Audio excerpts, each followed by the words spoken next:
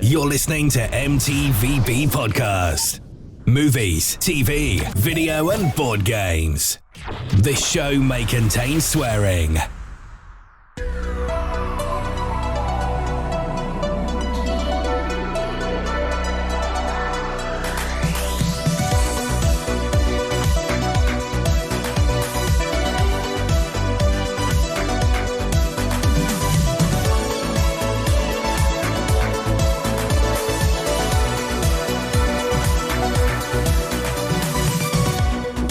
Hello, welcome to a brand new episode of the M.T.V.B.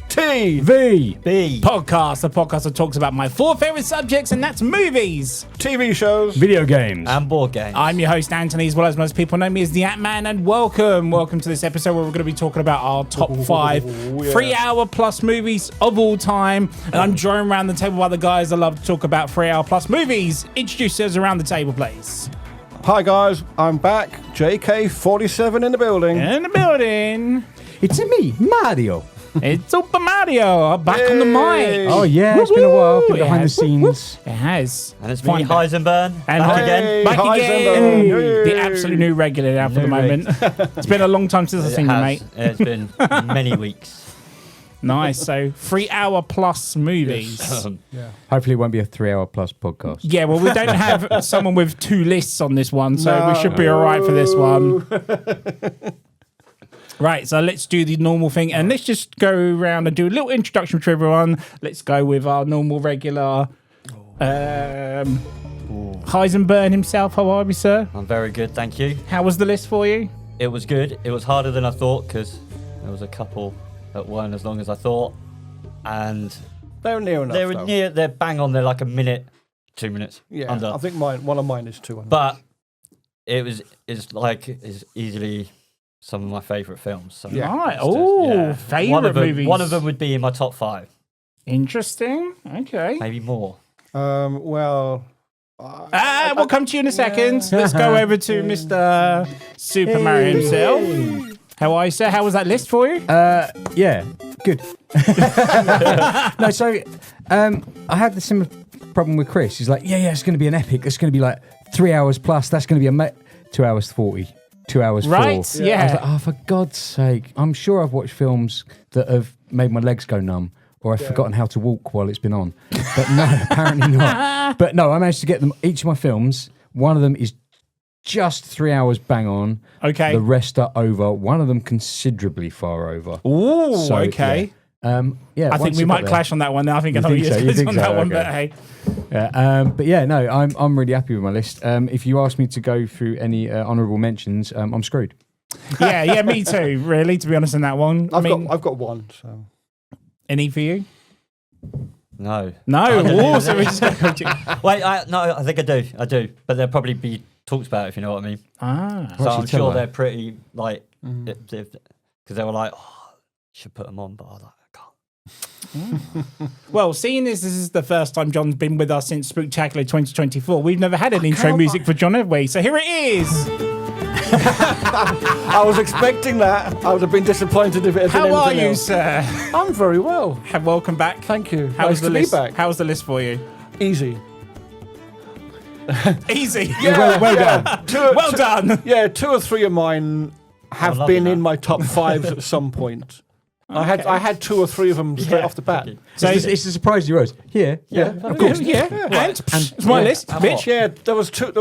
I had to go through and work out what I could put in the list, and I had 2 or 3 literally already in the top of my head, and then I come up with another couple, and I filled out 5. So Nice. Like, kids' films, are they? Back in the day. Show off. no. One of them, like I said, one's 178, so it's 2 minutes Years under, old. But Yeah, years can I old. just check? They are in colour, right? Oh, I don't think they are. That would be Actually, no. There's telling. one of them's a giveaway. If yeah, no. that would be telling. There's definitely All in grain. good time. There's All in definitely good time. grainy. Yeah, No, it's I not what reckon you so. think it is. I know what you're thinking, but it's not The that one. Wizard of no. No, Wizard of So Long enough. It's true. before we do the question, let's address the elephant in the room. Say big thank you to everyone that hit the play button Yes. and give us a like, share, and a subscribe if you're enjoying the content and the actual podcast themselves. It goes a long way for us and my editors as well for putting all the hard work in for this channel. So please hit that like, share, and subscribe. Smash that button, Or leave a comment as well. So let's start with the first question. And Chris, this was your idea for the episode. So Why? give us the rule. First off, why? And give us the basic rules of the top 5. Why? Well, we hadn't done it. True. So there's always another podcast to talk about. It's as long as the film for me is not boring, I can sit through a lot of things. Yeah. But even if it's long, even if it's long, at home you can pause, you can go and make a cup of tea and do a pee. I hate it in a cinema.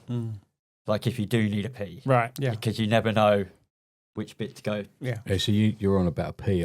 This is shit for me. If I have to take 10 minutes out, I miss the plot. And So that's the only issue with seeing those. I do feel it a lot more at the cinema for a 3-hour film. But even if the movie's really good and you don't notice that, you feel like that 3 hours just went. No, they never just go. Okay. I do feel it. There was, I'm sure there's one that was spoken about, and I felt it. Felt it hard in the cinema. It was. It's one of these ones that is like, I'll look at a film or a director and I go, right, that's got to be a certain length, or like if they try and do that. So anything by James Cameron.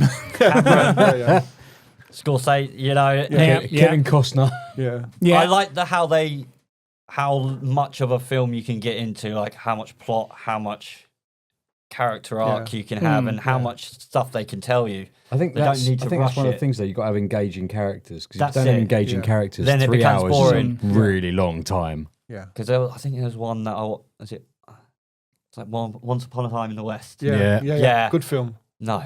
For me, that went on for like. So that's John's number 4 out of the way. I wouldn't watch that in a cinema. But that felt to me like it was at home. So amazing. 6 hours. Another view of the, another vista. Brilliant. Oh, look at that. More sand. More sand. Yeah. So more as long horses. as Fantastic. But it's got to be something that interests me as a subject.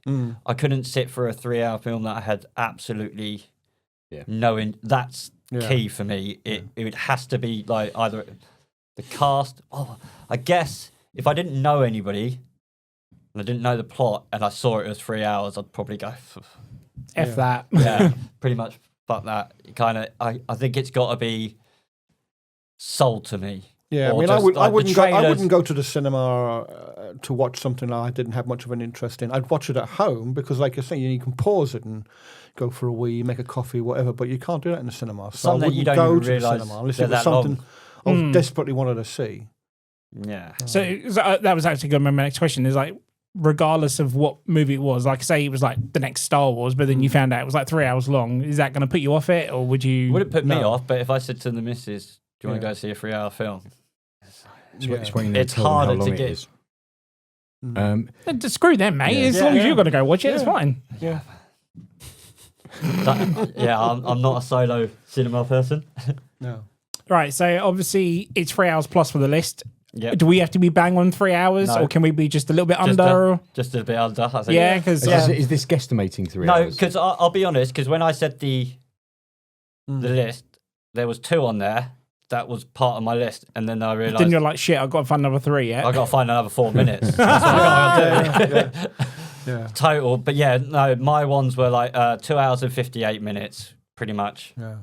Close enough. Like I say, if you pause it for a couple of minutes, we'll count it. Yeah. Yeah, definitely. But did you guys ever like? For me, when I was going through the list, I obviously had a good pick of movies, but then, like you said, they were like 2:45, or obviously. I must have got bored at some point and thought they were 3 hours long. But something like 2001 Space Odyssey, I was like, yeah, that'll go on the list. Oh, no, it's only 2 hours and 2.5 hours. I'm like, Did you guys ever have that issue at all? Yeah, that was a main issue. Yeah, I had a few issues with length. It was like looking through them and going, oh, yeah, that's... So one of the ones that I wanted to pick, and I was like, yeah, definitely. Richard done a cut of Superman 2. I was like, yes. that's going to be 3 hours because he added more to it. It's going to be amazing. And I looked, it was at 2 hours, 4 minutes. I was like, is that what it was? That's what it was. 2 hours, 4 minutes. I was like, okay, that's not So that's going not on the there. list. I had a similar thing, you know. I was trying to, like I said, I had 2 or 3 already, and I put them in, and then trying to find another couple, and exactly the same thing. So you think of a film, it's like, definitely got to be that one. And you look it up, and it's 2 hours and 10 minutes. You're like, oh shit! And so I did have to trawl through a few films to get the last 2 that I needed, but. Nice. If you look over the years, though, like over the top bit, some of the best ever films are like 3 hours or near enough 3 hours. Proper epic. But I've noticed while doing this list, it seems to have got shorter over time. You know, the 3 hour film became a shorter thing. If you look back, there were so many 60s, 70s films that I haven't really seen enough, which were good, but they're not, I can't put them as like the greatest films for me. I think there was a phase where a lot of films were like 70, 80 minutes. They were just under the 90. And then we started stretching into the 90s, 95, 100 minutes.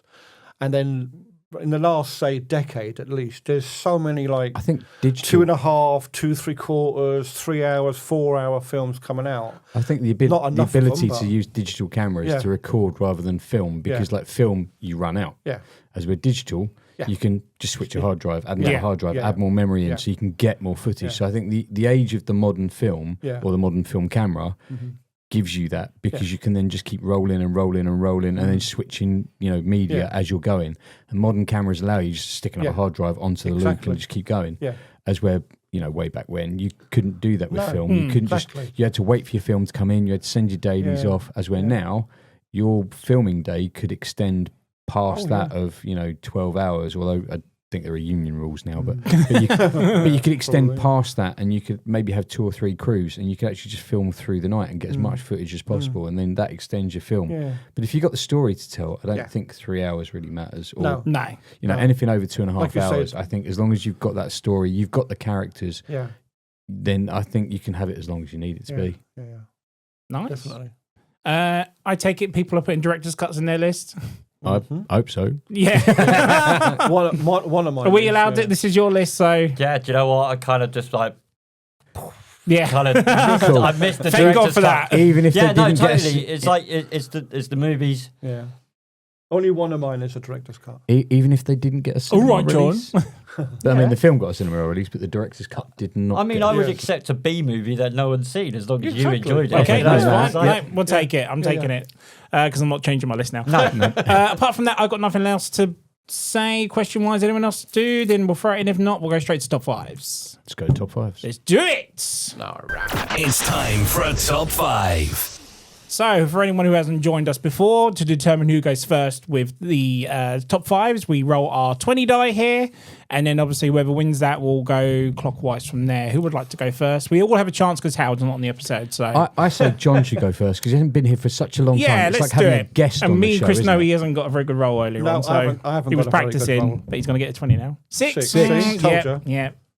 Mind, I didn't really throw it. 6. Oh, there we go. 2 6s. Come on. Let's get one more 6. Oh, there's a 10. Yeah. Oh, Great come on. 7. Oh, 6, 7. Anyway, Oh, no, you didn't. No. So starting with Chris and then clockwise from there, yeah? So Mario's going last, or do you want to go anti-clockwise? No, I'll go last. You go last? Yeah. Right. Because then if anyone's got my numbers, I ain't got to worry about talking too much. Yeah. Oh, of course, yeah. So if anyone clashes, which I think we are really pretty much gonna, keep it to yourself and obviously have your 2 cents when it comes to you. And if we don't pick your 3-hour epic movie, there are quite a few to go through. Put it in the suggestions box. Exactly. Comment below, let us know, give us a few recommendations, or bollocks to you, should have been in the episode. Number 5. Number 5. Over to you then, Chris. So, start it off with your episode. Throw it with a little bit of a curveball. So it is one of my favourite disaster movies. Okay. And I think I defended it immensely during the directors. And it's 97, James Cameron's Titanic. Oh. Because I know there was a few people who said it was a bit... Yes, you're right. Yeah. But for me... Gone straight in with Cameron already. Cameron, go for Cameron. For me, I've always kind of enjoyed the story of the Titanic as a kid. Exactly. I've always found it fascinating. And I've kind of always watched any B movie on the Titanic. I even watched the BBC thing over Christmas. You know, like the full minutes, and it's just one of these stories that interests me. So when Cameron brought this film out, I know it's a bit of a love story, but for me, the love story is kind of second. They don't kind of ram it so much down. It's your not throat, shoved in your face shoved too down much, your throat. And like the supporting characters like Billy Zane and like the guy who plays his henchman, they all kind of is a good cast, and I like the how well they've done the actual ship. Everything's to scale. Yeah. Everything was perfect except the night sky. But but there's a lot of the different classes of people, the higher rich and the poor and all that stuff as well. But it's one of these things, you know what you're going for, and you're going for the payoff of like how well they can put this disaster in. And the way I think Cameron does it is just brilliant. He does things with water so well. Like, I think this is his second or third movie? He's done a few. Second movie to do water. Yeah. The first was The Abyss, wasn't it? Yes. Yeah. I love that film. I love Such that, a good movie. Yeah. And that was under 3 hours. How is it? It feels like more longer. Even the director's cut. No. It's unbelievable. I was there. That was there. Oh, no. Yeah. So it's one of these ones that you're just waiting for the payoff of the ship to go down. Just fucking sink already. Just go down. we know the outcome. The iceberg outcome. did it. Yeah. There was room on the door. Yeah. Yeah, right. Do you know that Cameron was so annoyed that he actually done his own science experiment and went, "Fuck you! There you go, shove it down your throat." What? There isn't. Sink. It would sink. It would sink. He even done it just to prove just to prove to people. I don't care. It was DiCaprio getting on the door anyway. So yeah, he had enough. He got his leg over. Come on, Rose, let me on. Oh, we're dead. So, and obviously the laughs of like the guy hitting the propeller has always been a little chuckle. It's just one of these films that I could watch it from pretty much like, I've missed 2 hours of the film for the last hour, or if it's at the beginning, I'll just whack it on. Pretty much anything with DiCaprio in for me as well, it's an instant kind of like, it's going to be good. Okay. So I know it's a love story and it's a bit of it's a niche one, but when it gets to the actual disaster part, it's quite epic on that aspect. And I really like what's different about this one is the beginning, the first like 40 minutes of like the going down to the actual in the submarine and seeing the real Titanic and all the footage. And I don't agree with the ending. The ending's always kind of pissed a lot of people off. Yeah, like, Britney Spears getting the gem. He's just sat there that whole night listening to the story. She could have just gone, here you go. Here you go. You've been looking for it. I had it all along. You know. Selfish bitch anyway. It belonged to the sea. Belonged to the belonged ocean. to the sea, but I don't think it did. I think it should have gone to him. But for a movie, I think I saw it.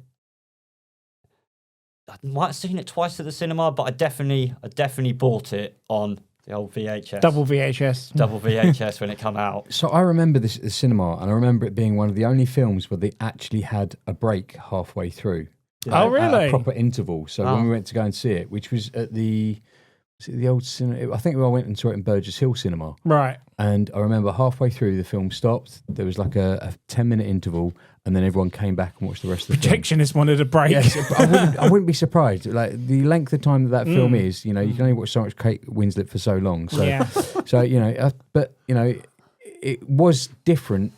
A different take on Titanic. Yeah. I like Kate Winslet. I think she's done a lot of. I think she's done some great stuff. Yeah. So and this was the first thing that I don't think I saw or recognised her before, and I think they both did it really, really well. And I think it for me, because Cameron did it.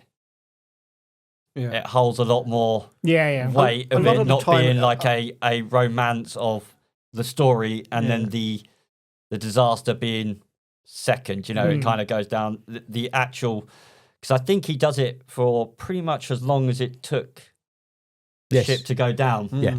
From the moment it done to it sinking is real time. The real time. Near enough. It's not far off, sort of thing. And it's kind of like that's crazy. The fact that he created like practical effects for it as well, like you say, like the ship, the tanks, everything was all custom built. The cutlery. Everything from scratch. He was taken from the designs of the actual ship and stuff like that. Like, that's genius. And to use practical effects to that kind of level. That's what makes him great. Yeah. That's what makes him, like, pretty much one of the best. Yeah, I think like, production-wise, camera-wise, it is a great film. It's not one of my favourite films at all. No, that's fair enough. But it's not as bad as people usually make out. No, it's not. No, it's not like Thor 2. Because Cameron's done it so... Because it's Cameron and he's done it so well, that's why it holds such a high regard to me. Because it's like I said, like, I watched the shitty one at Christmas and it was rubbish, but it was still like, I still want to watch. Subject you want to watch. I still want to watch it. It's an enjoyable. I watch any sort of documentary on it. It's just 100%. But it's the IP. It's it's the ship of of that disaster. Yeah. The same with pretty much any sort of disaster. It's what brings me to the film. I mean, it could have been a bit shorter, but it wouldn't be on this list. True. That's it. It's a very good pick, mate. And you still stand by it. I still stand by it. Nice. Clockwise end goes to me. My number 5 is the first 3-hour movie I ever saw at the cinema, and it's The Green Mile. Ah, yes. I didn't know much about this movie apart from the fact that it was directed by the guy that did Shawshank. Mm-hmm. So all I knew is that it was one of these ones where Tom Hanks was up for Academy Award and stuff like that. So I thought, you know what, go watch it. The old Virgin Megapass had come out at the time. I didn't really pay for it, so give it a bash. Yeah. And it was like just an emotional thrill ride from start to finish. It's one that I think movies don't do enough of now, which is, great prison movies. Obviously, we've had Shawshank in that. Name another one afterwards that's done it as good as those two movies. Unfortunately, you got the supernatural element to this one a bit more. It's not as realistic because, it's Stephen King writing it again and stuff. Yeah. But there's so much. It's like you were saying about building characters and stuff. Like, it just, you have, all these guys, and there's ones you hate and you love to hate. And there's obviously John Coffey as well by Michael Clark Duncan, R.I.P. But also the other little stories there are that are within the movie that are still to the part of the end of it. Because even though it's a prison movie, it's also still a murder mystery at the same time. Because obviously this guy's going down for murder, but we all know he's innocent because he's doing all these good things in prison and stuff. So we are all still trying to figure out who was the real person that he got framed for and stuff, which we find out. And it's just one of those films where I was trying to say to you earlier on, I got so into this film that it didn't feel like 3 hours for me, honestly. And if you have no emotion or you don't shed a tear or don't cry at all in this movie, you don't have a soul, honestly. But I had to put this on the list clearly because it was my first ever 3-hour movie in the cinema. Like I said, I was put off by 3-hour movies for years because it's like, I can't sit through that in the cinema. I'm going to have to keep going, like you said, do number ones or whatever. But no, I'm glad that I got to see this before it was and open my eyes up to seeing Oscar movies and stuff like that because I was well into my Oscar buzz at the time. I'm not as much now, but at the time I was. So yeah, I think that's why I'm going to have to put it on there. And I still enjoy this movie to this day. I would still sit through 3 hours of it as well. It's a brilliant film. I like how they don't, because it's a prison movie, and then there's just a bit of, well, there's some supernatural, but we won't ever kind of explain it or make it about it. It's kind of like, it's just another layer of like... Yeah, there's a lot less exposition in it. Like, the character development is through you watching the characters. There's not a lot about their past. Yeah, no. It's not about the miracles that he can do. They don't even try and explain how or why he can do it. It's just there. It's just there. He could do it. My God, it's a second part of the... It's not the main part of the film. And that's what makes this film great. I'd also chuck it in. It's one of Stephen King's better... I mean, I think it's from a short story as well. It's a short, yeah. And it's one of Stephen King's better kind of stories because there's no kind of ridiculous ending. Like the ending is quite nice. It's all full of heart. It's all full of emotion. as where like a lot of his stuff ends with giant spider aliens for no reason. But Yeah, because it's the mouse, isn't it? Huh? It's the mouse who finally... Yeah. Mr. Jingles. Mr. Jangles. But like the Bojangles. it's just the whole way through. Like you don't have any ridiculous kind of alien or anything like that. It's all kind of a mystery, and like you say, they don't explain the powers. They don't explain why it exists. They don't explain why he's got them or why he's been chosen. And you grow to dislike people, but you grow to like people a lot as well. Because they're on. Because is it Sam Rockwell? Yes, it is. Yeah. He plays Wild. Is it Wild Bill? Yes. He plays that amazing. But you forget that everybody is on death row here, and you're kind of like, oh no, I like him. He's a nice guy. He's a nice guy. Yeah. It's only him who deserves to be on there. You kind of forget. No, they've all done something pretty much. Apart from you don't know what they've each of them have done. You know it's going to be heinous. Yes, you go, yeah. And you know something's related to, and then you never kind of get each individual character's kind of character arc as such. You just get the main story, and that's quite nice to have that, like going in blind to the characters as opposed to like here's a lot of exposition to explain this character or this character and this. They don't do that. They just here it is. Yeah, just go with the flow. This is what we know because they've come to prison. Yeah. You don't know anything. You know as much as we know, and that's it. And they don't try and... No. You don't need to know anything. It's happened in the past. Here are the characters, and you like them for their actions on the Get a screen. little bit of a flashback with his, don't Yeah. you? And it opens up a bit more, like, oh, he could have done it, he could have done it. And then it's like, no, he didn't do it. There we go, exactly. But yeah, number 5. And then, that scene, though, with the electrocution is just... Oh, dude. Especially when he tells him, there's no mouse heaven or whatever. There's no mouse circus, whatever it is. Just makes him look. And and doesn't put the weight sponge on. Yeah, brutal. But anyway, Green Mile, number 5. Great choice. Mr. JK. Mr. Jangles. Yeah, my number 5 is an oldie, like me. 1962. Bloody hell. Lawrence of Arabia. Okay. Director Peter O'Toole? Peter O'Toole, yeah.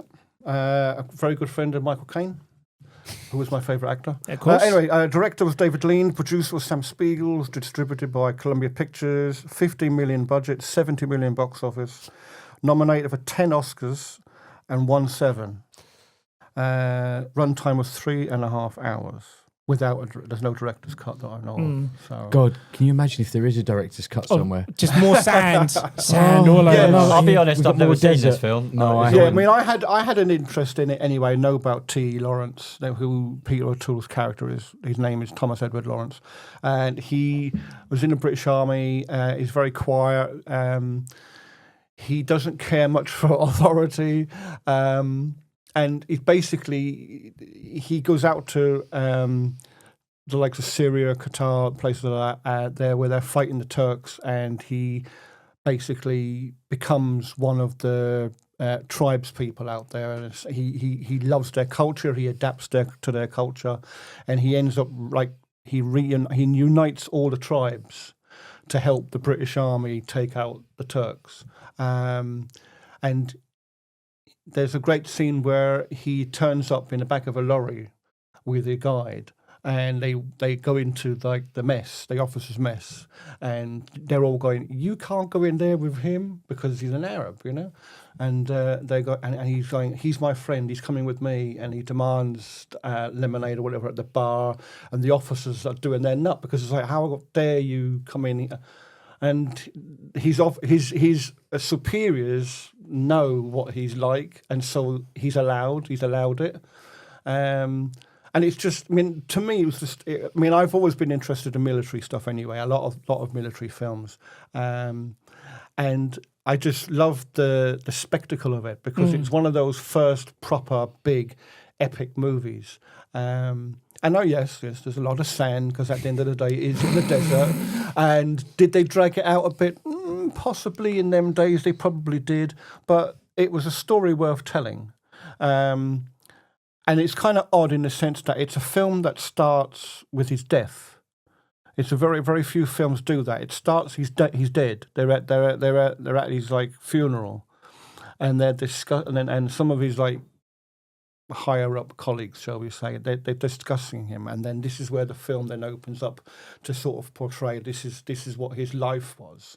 But he's even in like he was a very quiet man. He didn't want publicity. He hated the publicity behind it all, and was killed in a sort of a silly accident. Really, I mean, he was probably going a bit too fast because he loved riding motorbikes.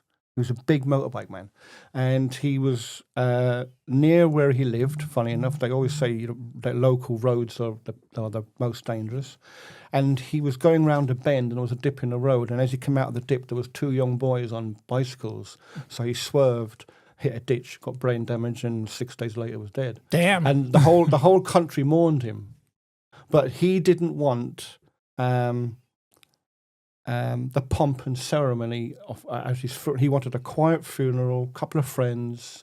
He didn't want anything in the papers, and some of it, to a degree, was kept, but they did obviously announce that he had died and stuff like that. But I just love it as a film. Okay, like I said, there's a lot of sand in it, but for 3.5 hours, I think they just about got it right because of what he achieved. That they couldn't do it. The British Army couldn't do it. They were too pompous. Say, oh no, we can't associate ourselves with the Bedouin and all that sort of thing. Whereas he embraced it all. He learned to speak their language. He learned to dress like them, and it goes to kind of show that sometimes that's what's needed in society, like break the barriers down. So it's a good film that I like. If you haven't seen it, okay, it's very long, but it is Spielberg's favourite film. I was about to say, I think it watch. is because he watches it pretty much every time. It's the film that made him become a director at the end of it. Before every film, before he makes a new movie, he watches it again. You always see kind of clips from it. Like, whenever they go through the best films, it's ever always and talked Oscars, about. Yeah, and you always see the Alec Guinness is in it. Yeah, there's you a lot see, of big stars. You see all of the shots, and you see the famous shots, the close-ups and all that. It's definitely spectacular kind of views, but it's just the story's never invited me. But that's a generational thing. Yeah, I don't think it hasn't got that appeal to me to watch. But it does look good, like the pictures and the excerpts and stuff all look fantastic. It was. It's one of those one and done films for some people, isn't it? That's a top 5 to do. One and done films. One and done. I associate this with one of I come into see my nan in the living room. It's like, oh, it's still on. Yeah. You know, it's like you come back in, and it's like fucking hell, more sand. Yeah. I mean, it's widely regarded as one of the greatest films ever made, and in 1991 it was deemed culturally, historically, or aesthetically significant by the United States Library of Films. Nice. So it's in for a film. Sounds like it should have been your number 1. Oh no. I'm intrigued now. I'm getting less sand in number 1. Less sand in number 1. Gets everywhere. My number 5 and my number 4 have sand. No, they will travel. They clashed. That's all Okay. I'll say till I get to my number 4. All right, we'll get to that soon. Mario, what's your number 5? So my number 5 is 3 hours 21 minutes. Ooh. Okay. We should really say the run times before we actually pick these. By the way, It's about a long walk with 2 little people, and they're going to smash their ring in. Which one? Return of the King. Oh, nice. Number 5. Yes. Wow. Okay. Because it's the weaker of the 3 films, in my opinion. Ooh, opinion. I mean, Twin Towers, 2 Towers, sorry, Two Towers is good. The fight, of Helm's Deep. Helm's Deep's amazing. It's so good. The action in that, like even in the second one, the walk up to that. But this one has to top the story off. So, and I don't think the 3 hours covers it. No. Enough as well in Two Towers. As well in Two Towers. 2 Towers isn't. Well, 2 Towers is just shy of the 3 hour mark. And I don't think it quite covers it. The director's cut or the extended cut obviously goes into it. But I don't think the actual original it covers enough of that story. But the Return of the King could have been longer. Like they could have done the Harry Potter thing. Let's just chop it in half and do half now and half later. Yeah, true. But I feel that the special effects, the conclusion of the whole story, the evolution of all the characters. All coming to this close, one final battle, one final kind of motion, one final everything at the end of the day. And it ends well. like happy. It's not a disastrous ending. No. It's not compared to the other two films where you're kind of left at the end of each film going, oh shit, we've lost so and so, or we've got to wait another year. Yeah, exactly, yeah. It's another Christmas film because it came out at Christmas. I always watch them at Christmas. And it was a long time to be in the cinema, but it was one of the films where when I came to the end of it, I was like, that's it. But surely there's more. Like it's a really weird one for that amount of time and that film and that everything Peter Jackson put into it. Like I was sat there going, yes, yeah. We're done. Like everyone smiles and everyone's happy. And When I've got all the director's cuts and it's the same thing, you get like they added nearly an hour. Yeah, and I've got to the end of the director's cut and I thought, what? It's ended already? Because you can just sit through. You could in a day. I'd quite happily sit there and watch one to the end and just keep We've feeding said him it before, in. We would do and it's like doing that marathon. The director's cut might just push me over the edge a little bit because of the extra stuff. But Return of the King. It's my number 5 because it's the weaker one out of the 3. I like Peter Jackson's kind of trilogy there. He's done an awful lot of kind of for Lord of the Rings and The Hobbit and so on and so forth. That's why it's my number 5. Good. Nice. It has everything in it. It's got a conclusion to a main story. It's got its own separate story within that film as well. Right, you could pick it up if you knew roughly what the other two were about. You'd quite happily pick it up and watch it. Yeah. But perfect conclusion in my and do you know, you're the only person I know, as well as me, that say that Return of the King's the weaker one. Yeah. I've always said it was. I think it's a great movie, don't get me wrong. I prefer 2, but I would go 2, 3, 1. Okay, nice. 2, 3, 1. I mean, there's just too much build up in the first one. I know that I like the first one. I think the first one sets it all up, and you kind of get that kind of. The first one has a lot more of New Zealand in it, and all the kind of landscapes, and they pull back and you see it, and the special effects. The special effects in the first one haven't necessarily weathered as well as in Return of the King, but I still think that the conclusion is kind of the weaker one. The third one is the weaker. That's just my opinion. Great thing about Return of the King is that, I mean, I know people joke and say about it being a long, drawn-out ending, but taking that aside, you've just had 2 great films, amazing films, and then an amazing third, and it ends just with them kind of saying, "Oh, it ended a bit too long." There's nothing about it it ruined, I disagree. I think the end was perfect. There's no ruining of they ruined the story. It was perfect until it was brilliant all the way through, and it's just. I mock the films because, I always say, they're just a long walk. Same as the Kevin Smith film from Clerks 2. Clerks 2 is amazing. Clerks 2, it's just, I can do this in 2 minutes. I can tell you what Lord of the Rings is all about. Even the trees fucking walked in that movie. And I think, the film itself, all 3 of those films, have a fantastic story to tell, which is really bizarre because I found the books were really good, but a bit of a slog to read sometimes. As with these films, kind of make it a little bit easier to swallow that I read the books first. It helped kind of. I've not read the books, but I've listened to the audio books, and they do take a long time. Yeah, but the books, but it's great because it explains more than what's in the film. I know, but. And you can picture things. The other thing is, because you've seen the film, the films, you can picture things. It's too much while you're listening to it. Because it's all description. Yeah, Sally was because it's one of Sally's pretty much favourite trilogy. So we watch it a lot. It's always on repeat for her. Yeah. So I'm always watching it.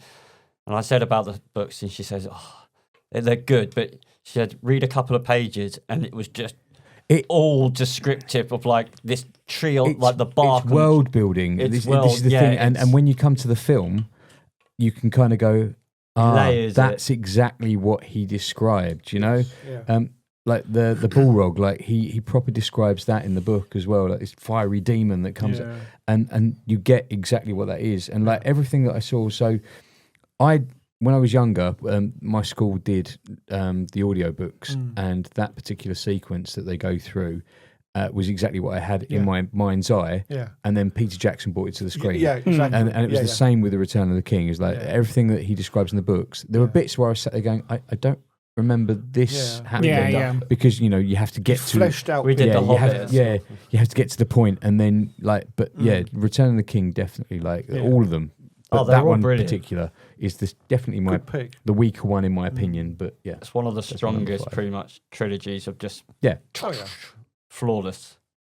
Nice. Good pick. Then let's go to the number 4s.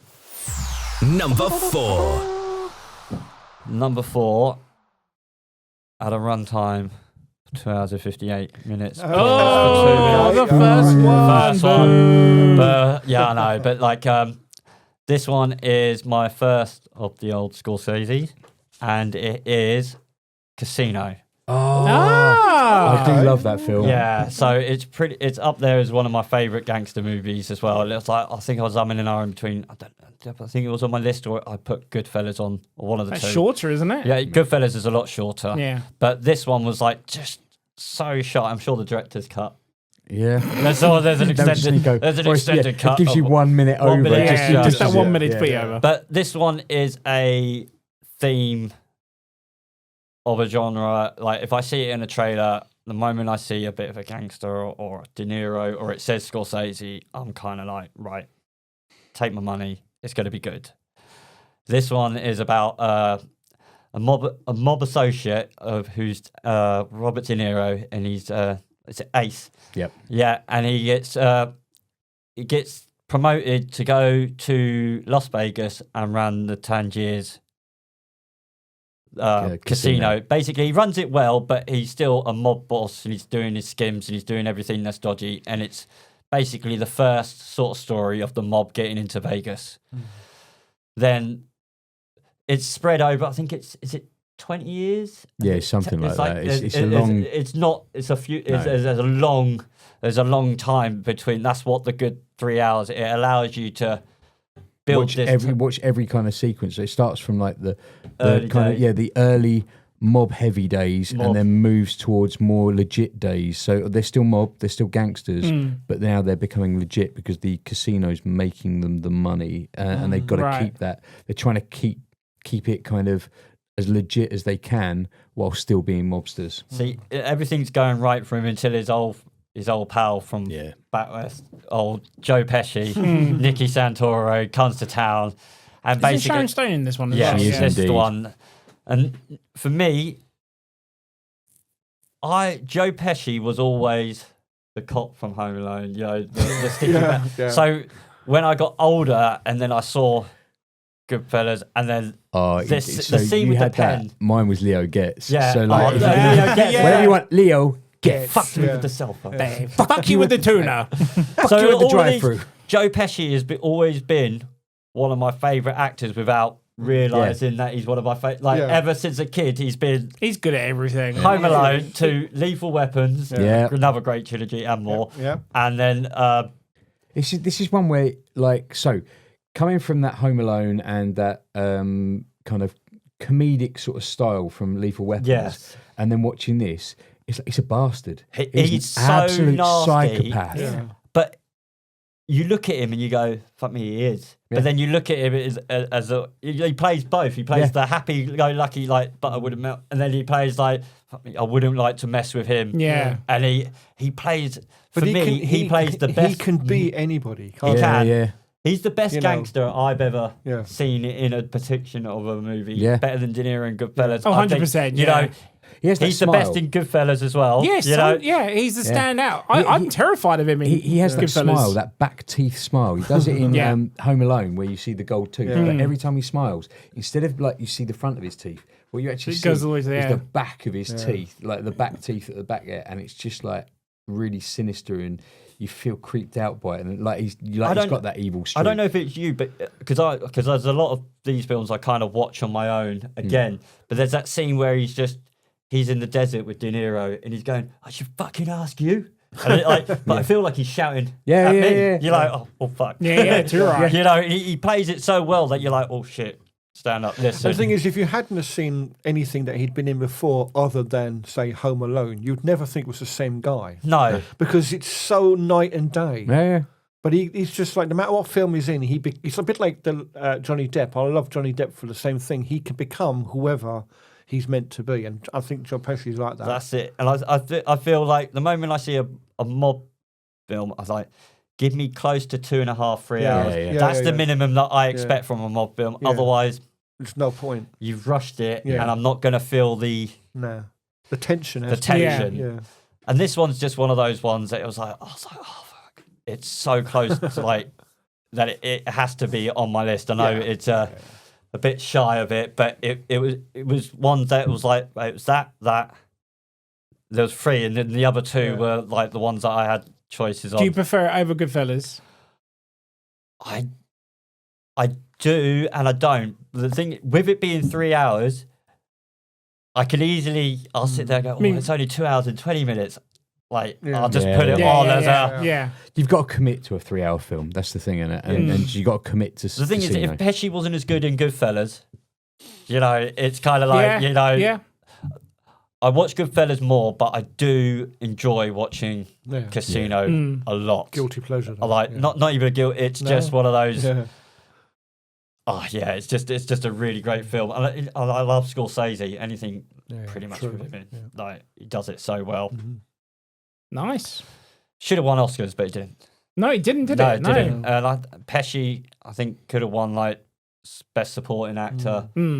Well, best actor, like depending on who, because they're not supporting, are they? No, they are 100% up front. Scene stealer. I know that a lot of it was improvised between them and De Niro, the scenes, So, and there's a lot of the dialogue, which is just signs of great act. And I think when they've been in so many films, they just work well together. Yeah. And you never believe that they're the same characters as before. Right. That's the great thing. You don't think they're the people from Goodfellas. Yeah. You don't. Oh, he's going to clearly play the same character. Yeah, I mean he does, but you don't. Yeah, but not as Yeah, he's not Denzel. Yeah. Vin Diesel. Yeah. Family. No, yeah. So Casino, I know it was just shy of it, but fuck it. It's good enough. Nice, we'll have it. Yeah. Yes. Right then, so my number 4. Ooh. So my number 4 came out in 2003 and got re-released last year. Because what they did, they put the 2 movies together and made it the one film it was meant to be. I think I know what it might be. Kill Bill, the whole bloody affair. Yeah. Oh. It's my second favourite Tarantino movie of all time, put into one as it would normally do. Yeah. But also, not just the 2 together, there is some added stuff to it as well. A whopping... I've not seen it yet. 4 hours and 15 minutes. Good. Oh, I'm kind of gutted. That would make my list. That would have made the list. It would have made my list of Kill Bills. The only film I've seen at the cinema that's more than 4 hours. Wow. I had to do it in the end of the day. Yeah, that's a great choice. And like I said, this was the movie he intended in the first place up until Mr. Weinstein said, no, make it into 2 movies, and that's what we got. But like I said, it's the 2 together. It's also got extra anime scenes for Lucy Liu's character, for the development of her character part. And me and John have had the Japanese DVD for years where they've got the black and white scene. Yeah. Is actually in colour in that one. Yeah. And it's all in full colour this time in this version as well. It's the only one that you can get it on. Is it better in colour though? Yes. Most definitely, yeah. Oh. I think it should never have done, but then that's the BBFC for you then, isn't it? Trying to cut it down, whatnot. Yeah. But this was I just, for years, he was always saying he was going to release it. It was always going to come out, and then it was just never there. And then I remember what happened. A colleague at work came up to me and said, Anthony, I've heard that this is happening. Is it true? And I'm just like, don't. It's clickbait. It's one of those Facebook rumors. Been going around the block. And then next minute, I'm looking in my cinema listings, and it's actually out. It's actually a real thing. So it's like, I'm going to have to make everything I can do possible to go see this. And it's an experience that I wanted from the start. It is fantastic in its 4-hour long run, if you can put up with it for that long. And just to see it in the director's cut, or the way it was originally intended to do, and how violent it is as well in this version. So good. Like I said, I love vengeance movies. They're one of my go-to things ever, and this is one of the best ones ever. Yeah. But to have it as one complete thing, if you can sit through an arse of 4 hours and 15 minutes, please come out on home release, please, because I would love to have that in 4K. Yeah. But, not at the moment. There's no home release for it yet. No. So we need. I've been saying as it for a recording years. Anyway. I've been saying it for years. We need more director's cuts. Yes, it's about time that just not of Blade Runner.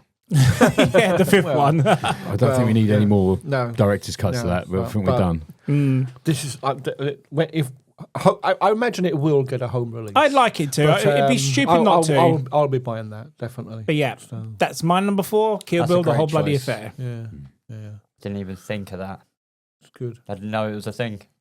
Did you not? No, I didn't No, know. I was gonna say, I never knew. I've not seen this. I didn't I've know- Obviously, I've seen the 2, but I've not seen I thought he'd done it as a joined. here's 2, played them both at the cinema sort of thing, like back No, to he's, back. he's, Not done as it a, as, he's done it as one. No, it was one intentional. long It was movie. meant to be 1 3-hour-long I remember film or whatever it was. I Yeah. remember it was supposed to be a long film. does it to kind begin of with. end and cut the same without obviously the credit and it just?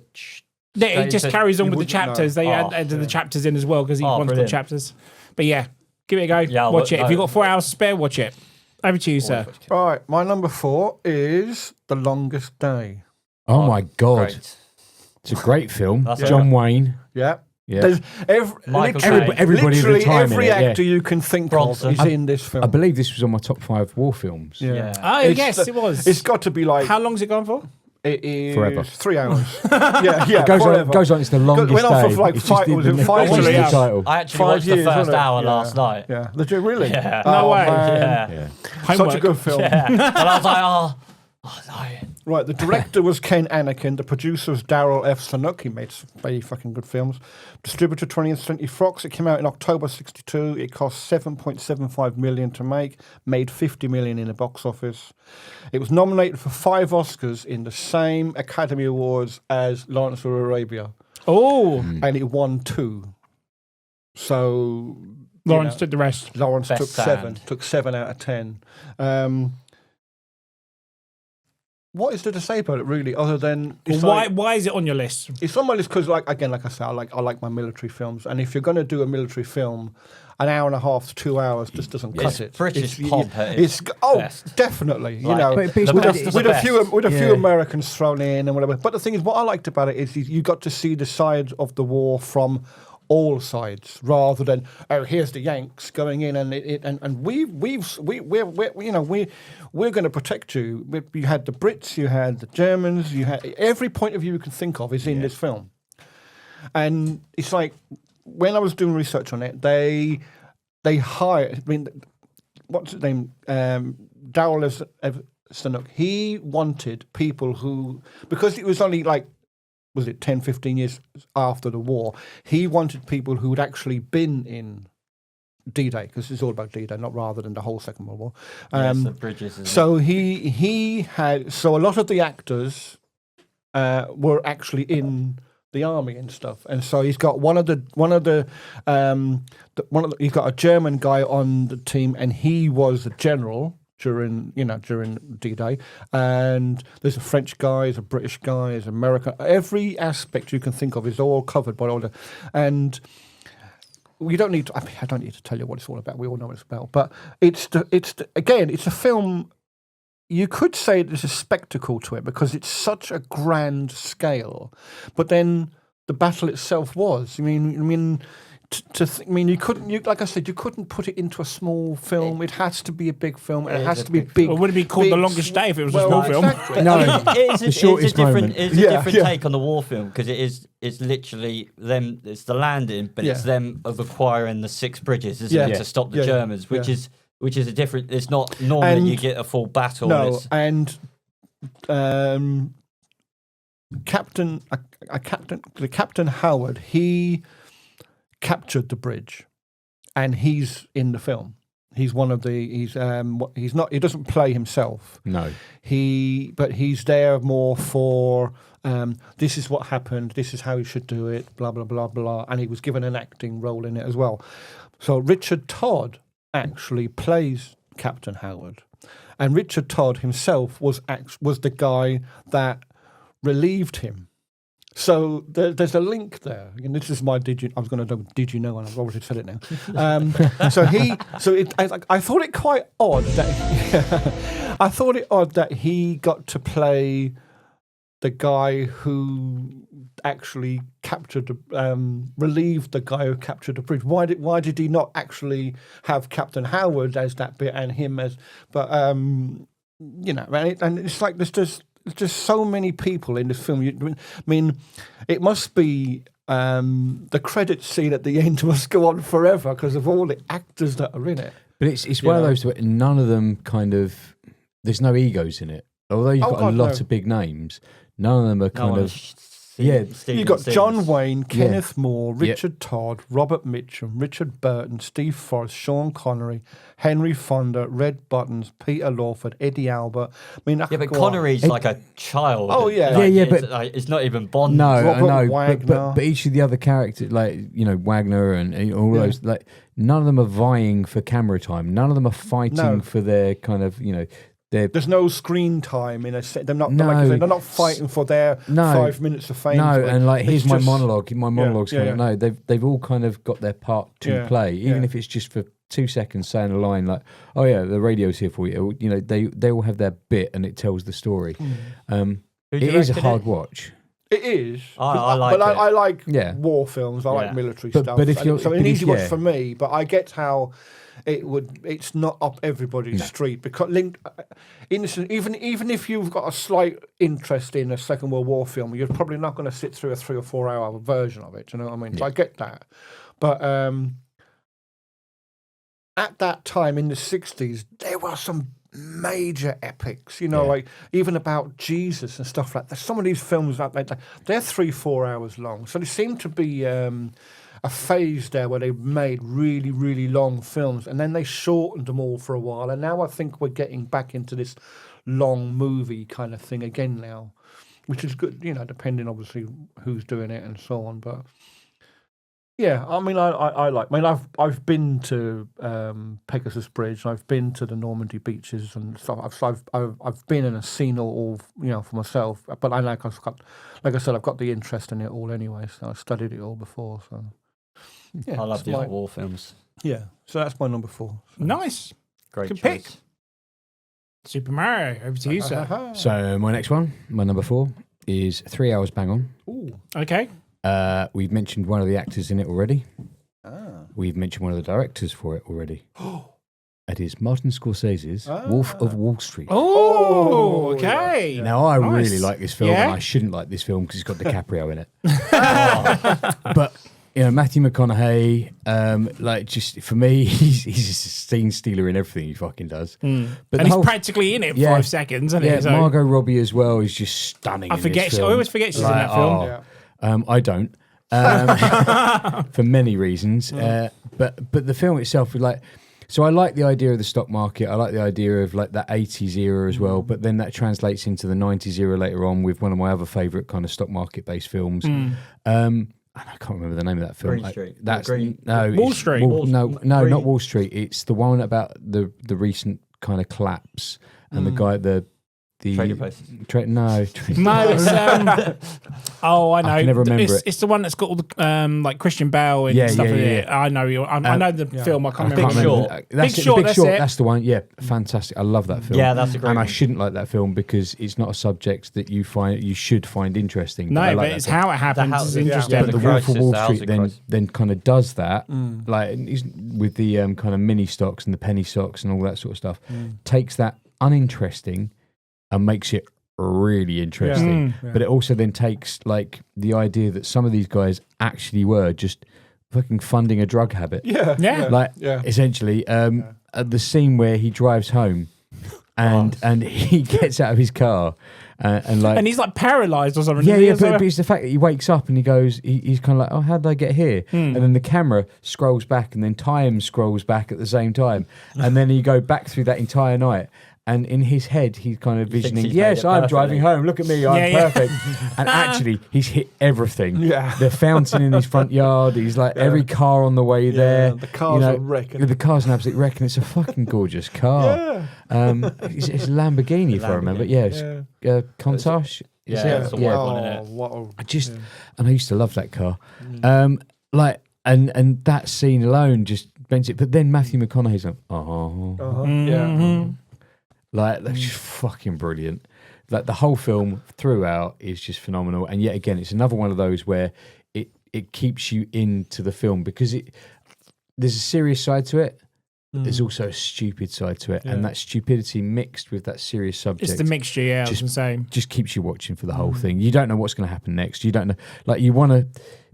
There's always a cringe factor that I hate in comedies, and this has that cringe factor because you're like, oh my god, I can't watch it because it's just a disaster, and then you're still there going, no, I need to know how disastrous this is going to get. Yeah, and like it covers the 80s and it covers like eras and eras really well, and I really like it. I think I wouldn't go into like the direction of the film or any of the framing of the film because I don't think it's one of those films that allows itself to do that. It's just got the characters. It's not meant to be. No, it's just all meant to about watch it as a brilliant film. It's actually a story film about an idiot at the end of the day. I think it'd be one of those ones that he's an idiot, but he's really. He plays the system really well, but he himself is an absolute idiot. Yeah, it's just one of those ones where if you hadn't told me that Scorsese did it, I would have noticed that it was a Scorsese film. It's definitely not. It's got none of his trademark. Yeah, but it's one of his best. I'm not saying it's not. I'm not saying it's not, but and it goes against everything that he does. Yeah. Like you say, Casino. If you put Casino next to Wolf of Wall Street, you do not get a shot for shot. Like, oh yeah, I can tell that's Scorsese. Yeah, it's not a trademark. Casino's there. You go to Wolf of Wall Street, you're like, you're in a building, like in a, and you're getting city all in an office. And the cityscape on the outside, the Barbie pink house. Like you don't get Scorsese, you get something else, and I think that's really cool. I think the story as well is just fucking ridiculous, and that I think it also not Scorsese. Like a lot of his stuff is very kind of hard hitting, and this is hard hitting, but in a sort of general kind of fun way. Scorsese, and that's what makes this film. But for how much you can get in there, yeah. Because like you say, because he does a lot of fucked up shit. Oh yeah, and the film itself, like it never drags. Like at any point, never feels like it's dragging. No. So yeah, my number 4, Wolf of Wall Street. Nice. Let's go to number 3s. Yeah. Number 3. Back to you, Chris. Oh, right. So I'll get you back. So first clash, and it is The Wolf of Wall Street. Oh, is it really? Yeah, first clash of the night. So you did 2 Scorseses in a row. Oh, damn right. Yeah, because the thing was, I was like, I had Wolf of Wall Street as number 4, but then I'm sitting there going, I prefer Wolf of Wall Street. I was like, how is that number 4? And it's like, but everything about Scorsese is mobsters and gangsters. Yeah. For this one to just come in and for me be my favourite Scorsese, it's kind of like it's a weird kind of. I don't know how he's done it. You feel like betraying yourself. I feel like I betrayed him, but not betrayed him. You know, for me, and for me, the reason I love this sort of film, one of my favourite films is a biopic. Yeah. Anything that is on a true story or a true person. And Jordan Belfort, who plays DiCaprio. You mean you don't like DiCaprio? No, I like. But like, I think the moment he's in a film. Yeah. There are 2 DiCaprio films that I really enjoy. This one and Critters 3. Blood Diamond. 3 films that Catch Me If You Can. Catch Me If You Can. Catch Me If You Can. Yeah. I think they're all quite good. Yeah. Like I sat through that and I was like, oh, he's not an irritating prick. Because that's how I find DiCaprio. But then each to their own, you know. Yeah. Certain actors do that. But like you're saying, for it to be a 3-hour epic, it starts with him being a bum, a nobody, straight up to the point where he has everything till he loses it all. And the thing is, with his crime, he can never not make money, you know, because he's in the stocks. He'll always make money. He just won't be able to do it properly. Yeah. And there's like the scene on the helicopter where he crashes it. Yes. He actually did that. Like Jordan Belfort actually crashed his. And the same with the sinking of his yacht. That actually happened.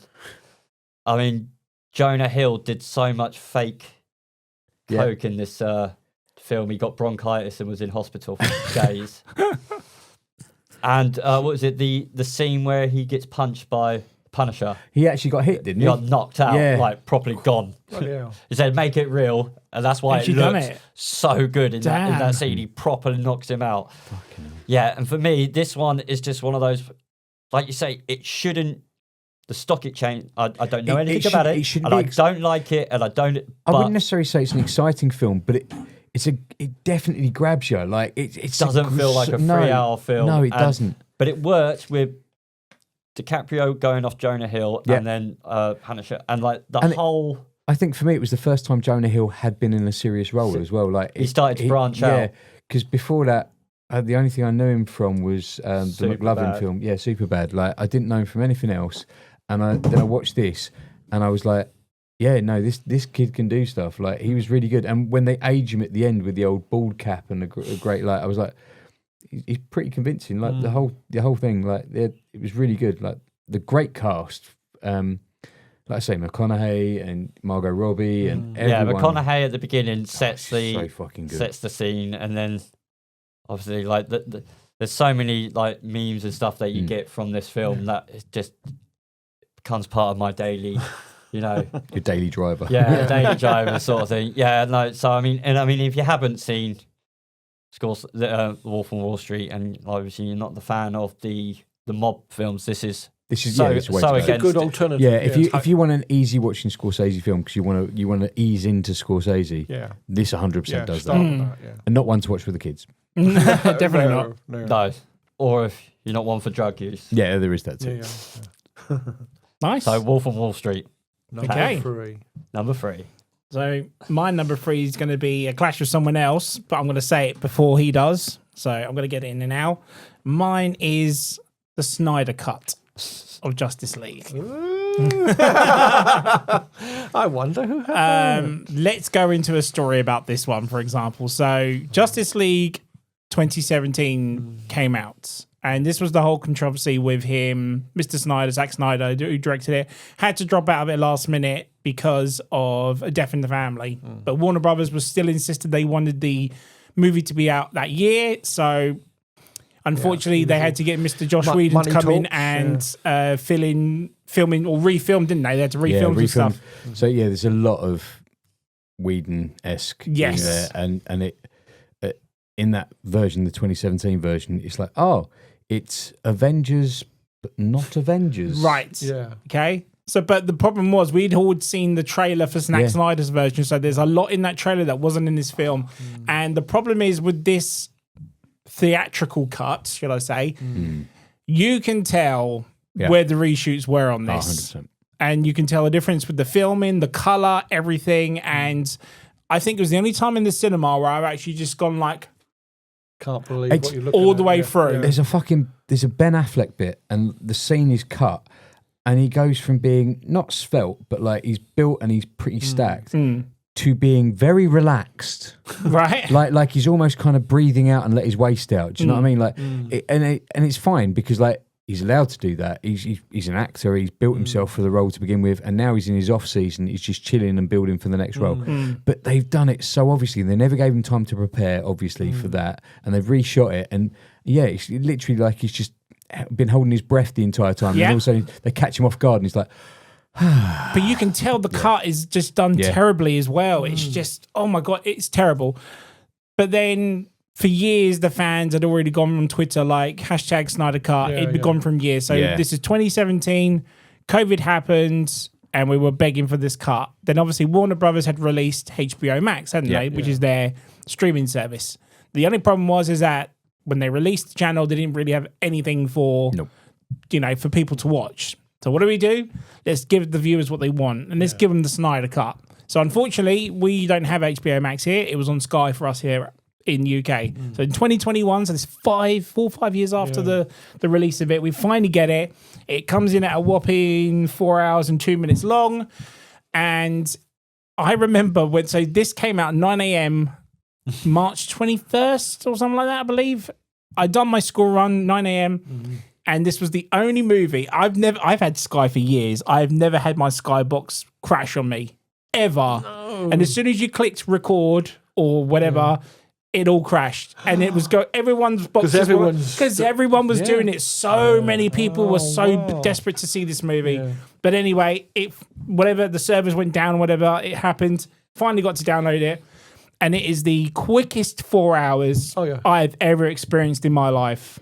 It changes the story. I'm going to get into it later. Yeah, I'll go into it very quickly because I know someone else will do it, but just my 2 cents of it, you can tell this was the movie that was meant to be done in the first place, and every effort's put into it, every little detail from where you can tell so much is cut from characters. Like Cyborg is a much bigger character in this, and it really shows. Flash is so much better in this than the Ponzi kiddie version on the Josh Whedon stuff and like that. The whole relive of Superman is done way better in this one as well. Yeah. Plus, there's no beard cut out of it either, or digitized out, whatever. Fucking Batfleck. Batfleck. Come on, it was just again. I'll go. I'll let someone else go. But for me, the bigger difference I liked about it more was Steppenwolf was much more vicious, more evil, more like, oh god, this guy is a threat. He's not just a side puppet for Darkseid and whatnot. But also we get to see Darkseid as well. That's amazing. But even the parts where we go to was Wonder Woman's home place. It's not Themyscira, is it? This is Themyscira, and you get to see the Amazonians and how they've been guarding the box and everything. Just oh my god, the sound, the edits, the everything. He's even like chaptered the movie. So if you want a break, you can have breaks between the movie and stuff. It is just so well done. And then obviously there's a quick reshoot with what's his name? Jared Leto's Joker was thrown in last minute. I still loved it. I still wish we would ever get a continuation to it. Obviously, we won't anymore now. Such a shame, but it delivered. It's probably my favourite director's cut of all time, beating Lord of the Rings, whatever. Come at me, I don't care. If you've seen the theatrical cut and you can tell the difference, this is a massive difference, and they should never have released that piece of shit in 2017. I've only seen the shit, so I must watch this. Yeah, I've seen both. So he'll go into it in a minute. Being that I'm a massive fan of superheroes, full stop, comic books and so on and so forth. My first foray into superhero films was Richard Donner's Superman. And I remember Superman 2, and I remember Superman 2 really fondly. And then sometime in the late 90s, early 2000s, they released a Donner cut. And I was like, hold on, what do you mean a Donner cut? Turns out that somebody else had taken on Richard Donner's Superman 2 and cut it. And when I watched the Donner cut, it was like, oh, this makes fucking sense now. Yeah. Yes. Like, everything made sense. Zack Snyder's Justice League did exactly the same fucking thing. It made fucking sense. Yeah. And I'll go into that later. It's like my number one is like that. It's a director's cut that he wanted made, and the powers that be, shall we say, stepped into no, we want this one, and all and eventually in the end he put his foot down and said no. You're getting this as well, and the director's cut is the one that everybody goes to. It goes to show. Sometimes you got to trust the art. Exactly. If you've got the right guy to do the job, let the guy do the job. So forget 2017. Watch 2021's Justice League, the proper official cut. Right. Over to you, sir. Number 3. My number 3 is It. Which one? The original. Okay. Stephen King. And the book. No, as in the TV series, TV movie. It was. Yes, this is where it gets a bit controversial because Tim Curry, is it? Yeah. It started as cut into two, wasn't it? It started as a 2-part mini-series, but it's technically one film. Yes, it is. It's released as one film now, isn't it? November 1990, 12 million budget, ran for 187 minutes or 192 minutes, depending on which. With adverts. Because there's a DVD version which was 192, and then the Blu-ray came out, and that was 187. So I don't know why they cut 5 minutes out of it for. Interesting. It doesn't say, from what I've been looking at, it doesn't tell you why they cut the 5 minutes, and I don't get that. So why is it on the list, though? It's on the list because I'm a big horror fan anyway. And there's not many horror films that are 3 hours or more. I don't think you want to shit yourself for 3 hours. But it's like, I'm a massive Stephen King fan. I used to have all of his books. I'd read all his books. So anything Stephen King that comes to the screen, I will watch. Some are good, some are bad. But it was one of the ones where so many people tried to make it and couldn't do it. Yeah. He hated every version that people came up with. And eventually, Who was it? I think before that, the best kind of Stephen King iteration had been, for me, like The Running Man or... I still forget he did that. He wrote that. Yeah. And then the new version, that's going to be good. It's terrible. It's terrible. Have you seen it? I haven't seen it yet. Utter dog shit. But you can't wait for The Burbs, can you? Oh, fuck that. The Burbs. The TV series. Really? Yeah. Oh, no. No, you don't want to see it, John. Where am I? I was looking for something, wasn't I? Moving on. Tommy Lee Wallace directed it. He was the only one that Stephen King felt could actually do the book justice. So when he was putting it together, he literally said the easiest way to do it would be to do it for TV and do it in the two halves, because he couldn't get people to want to do it as a film. And he said it deserves to be on the screen, but if we do it as a TV show and do it as two separate bits, we can get it into a movie eventually, because they'll just put the two bits together, which is exactly what they did anyway. But again, like I say, it's one of those very, very hard Stephen King books to put in, because it's such a big book. And I mean, I've read the book myself, but to the film, I mean, they've done the newer version of it, which is quite good, to be fair. I was so close to putting chapter 2 in here, but it was 10 minutes down. I could I just, there's something about Tim Curry playing Pennywise. Yeah, he's the voice. If ever I read the book, or if ever I when the new one came out, his little voice. Yeah, he's so good. He's Pennywise. If you've not seen the original Stephen King, imagine Stranger Things. Yeah. But as on a TV, on a lower TV budget. And that's literally where, I mean, I would say a lot of, you look at Stranger Things and a lot of it is 80s and 90s stuff all picked here and there. And you can see where they've pulled certain elements of certain characters away. But Stephen, I mean, the new, what was it, Skarsgård, his version of Pennywise, to be fair, is quite scary as well. But Tim Curry, I didn't expect that from him. And I think that's what shocked a lot of people, because it was not the kind of role he does. But he was so menacing. And I remember watching it thinking, oh, shit, I think I shit myself. I mean, because I'd read the book, but just never sort of imagined that would be a film. So to actually watch that, then I was like, fucking hell. The way Tim Curry did it, though, he had kept that people scared of clowns for generations until the new one came out, and then people were like, well, how's he going to top Tim Curry's performance? And he's done it really well, don't get me wrong, but I can see why it's on the list, because it's he definitely does. Tim Curry is one of my favorite actors of all time, so I'm glad it's on there personally. I mean, as much as I enjoyed the newer version of it, and I like Stranger Things and stuff like that, there's always a place for the original. 100%, and they don't really differ in great deal, other than quality and a little bit. Like, it's the same story, group of kids. Like I said, a bit like Stranger Things, very group of similar kids, shot for shot wise, because of course that's the way the story goes. Yeah. But that's why it's my number 3. Nice. Good pick. Over to you, sir. So my number 3 is 3 hours and 1 minute. Ooh, okay. It was released in 1990. Right. It has everybody's favourite Dutton in it. Oh. Which is Kevin Costner. Yeah. He also directed it. Yeah. And The Man Dances with Wolves. Hey, nice. Good pick. So I had to get a Western in, because some of them are really fucking long. He won the Academy Award for this, right? Yeah, it was going to be on my list, but it's a great story. It goes kind of similar kind of ethic as kind of the Lawrence of Arabia thing, whereby this soldier, he kind of finds himself a bit of land, doesn't quite understand why nobody else is on this bit of land, builds himself a house, builds himself a life, and then he just starts seeing the indigenous kind of population start turning up. Yeah. And they're just as curious as him as he is of them. And then one night he is actually seen to kind of entertain the wolves that are kind of around his property. They don't attack him, and he doesn't attack them. And so he gets the nickname Dances with Wolves.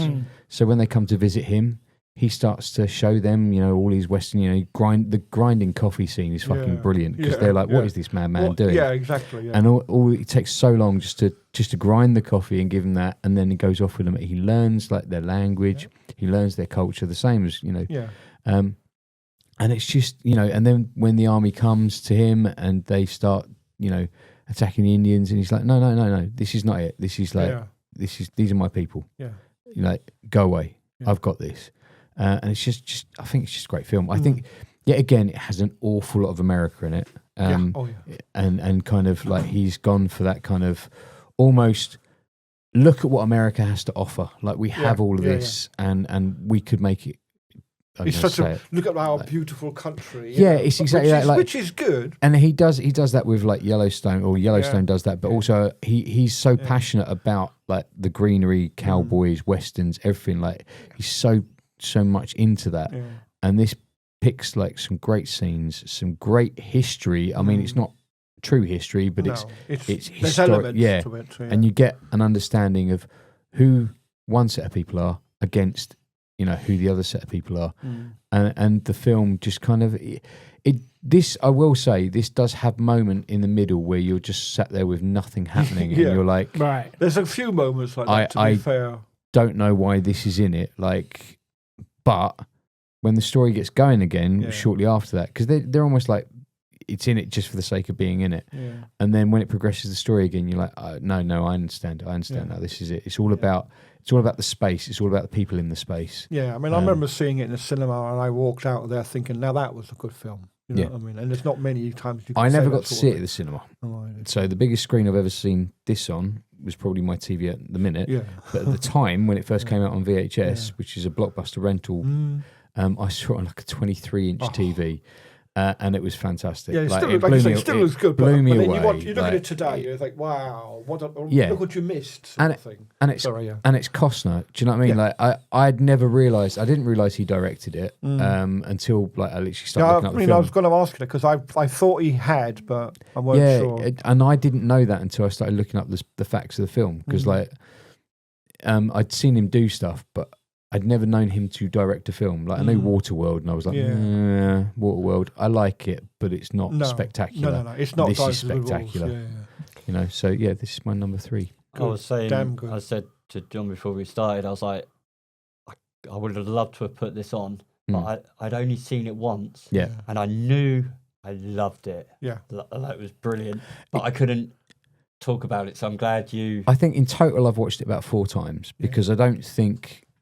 Once you've watched it once or twice, you know what happens. The mystery's gone a little bit with this one. Yeah. This is probably a one and done film watching. For a lot of people, but it's definitely worth a watch. Like definitely to get that feeling. Every 4 years, good. Sort of, good. It's not a. Yeah, it's not a regular watch, but it is an enjoyable film. It's such a great film, and it looks spectacular. And like I say, Costner is good in it. It doesn't really say much. I love Costner. There's not a lot of dialogue at all in this film either. No. But yeah, it's really good. I really enjoyed it. Nice. And at least you got it in for... Yeah, got it in for Chris. Got it in for Chris as well. No, it's a good choice. It would have been one of my honourable. Nice. Let's go to number 2s then. Number 2. So number 2. We are going to 2019. Ooh. Fairly recent. For a 3-hour, 1 minute. I know what this is, 2019. Well. Yeah. 2019. It's what we've been waiting for the last 10 odd years, and it is Avengers Endgame. The Russo brothers. Right.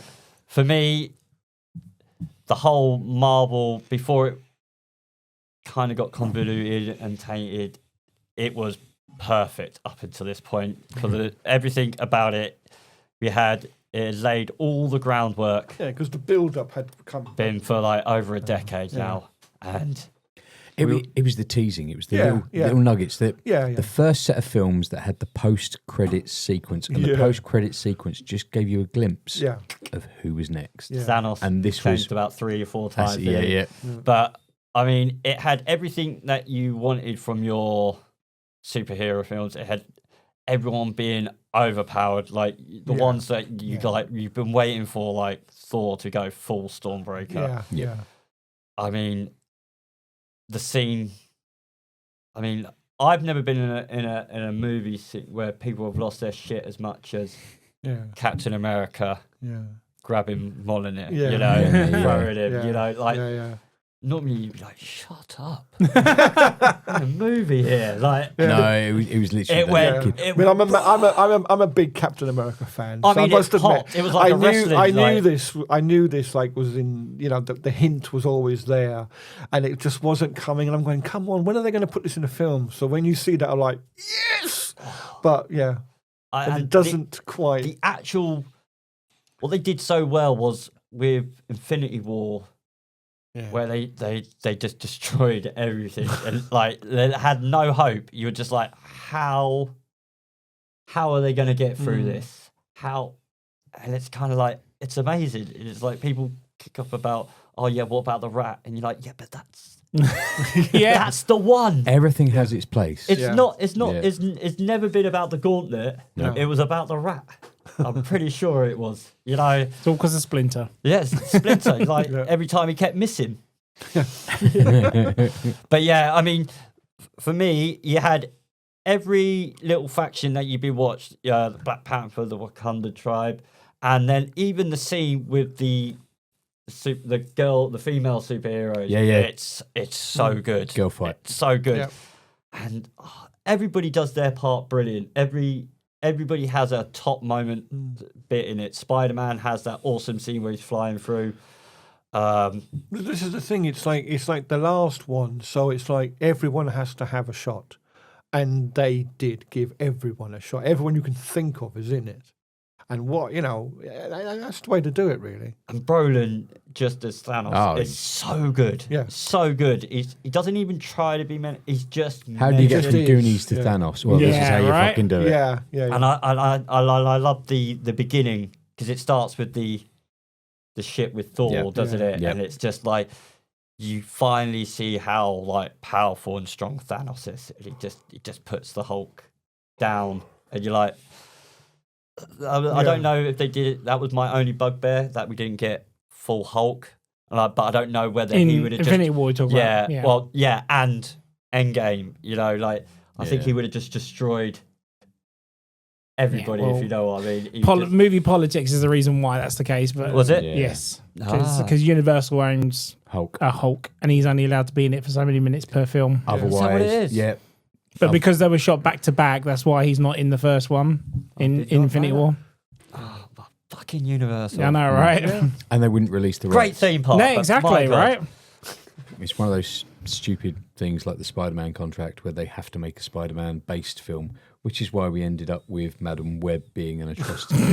Fuck's sake. No. That had the potential to be something fucking spectacular, and they just went and. What are you pissed talking about? It was all a over movie of 2024. Oh yeah, the only one. No, like I said, like It we gave talked Sydney about Sweeney with- her Good first leg up. God, yeah.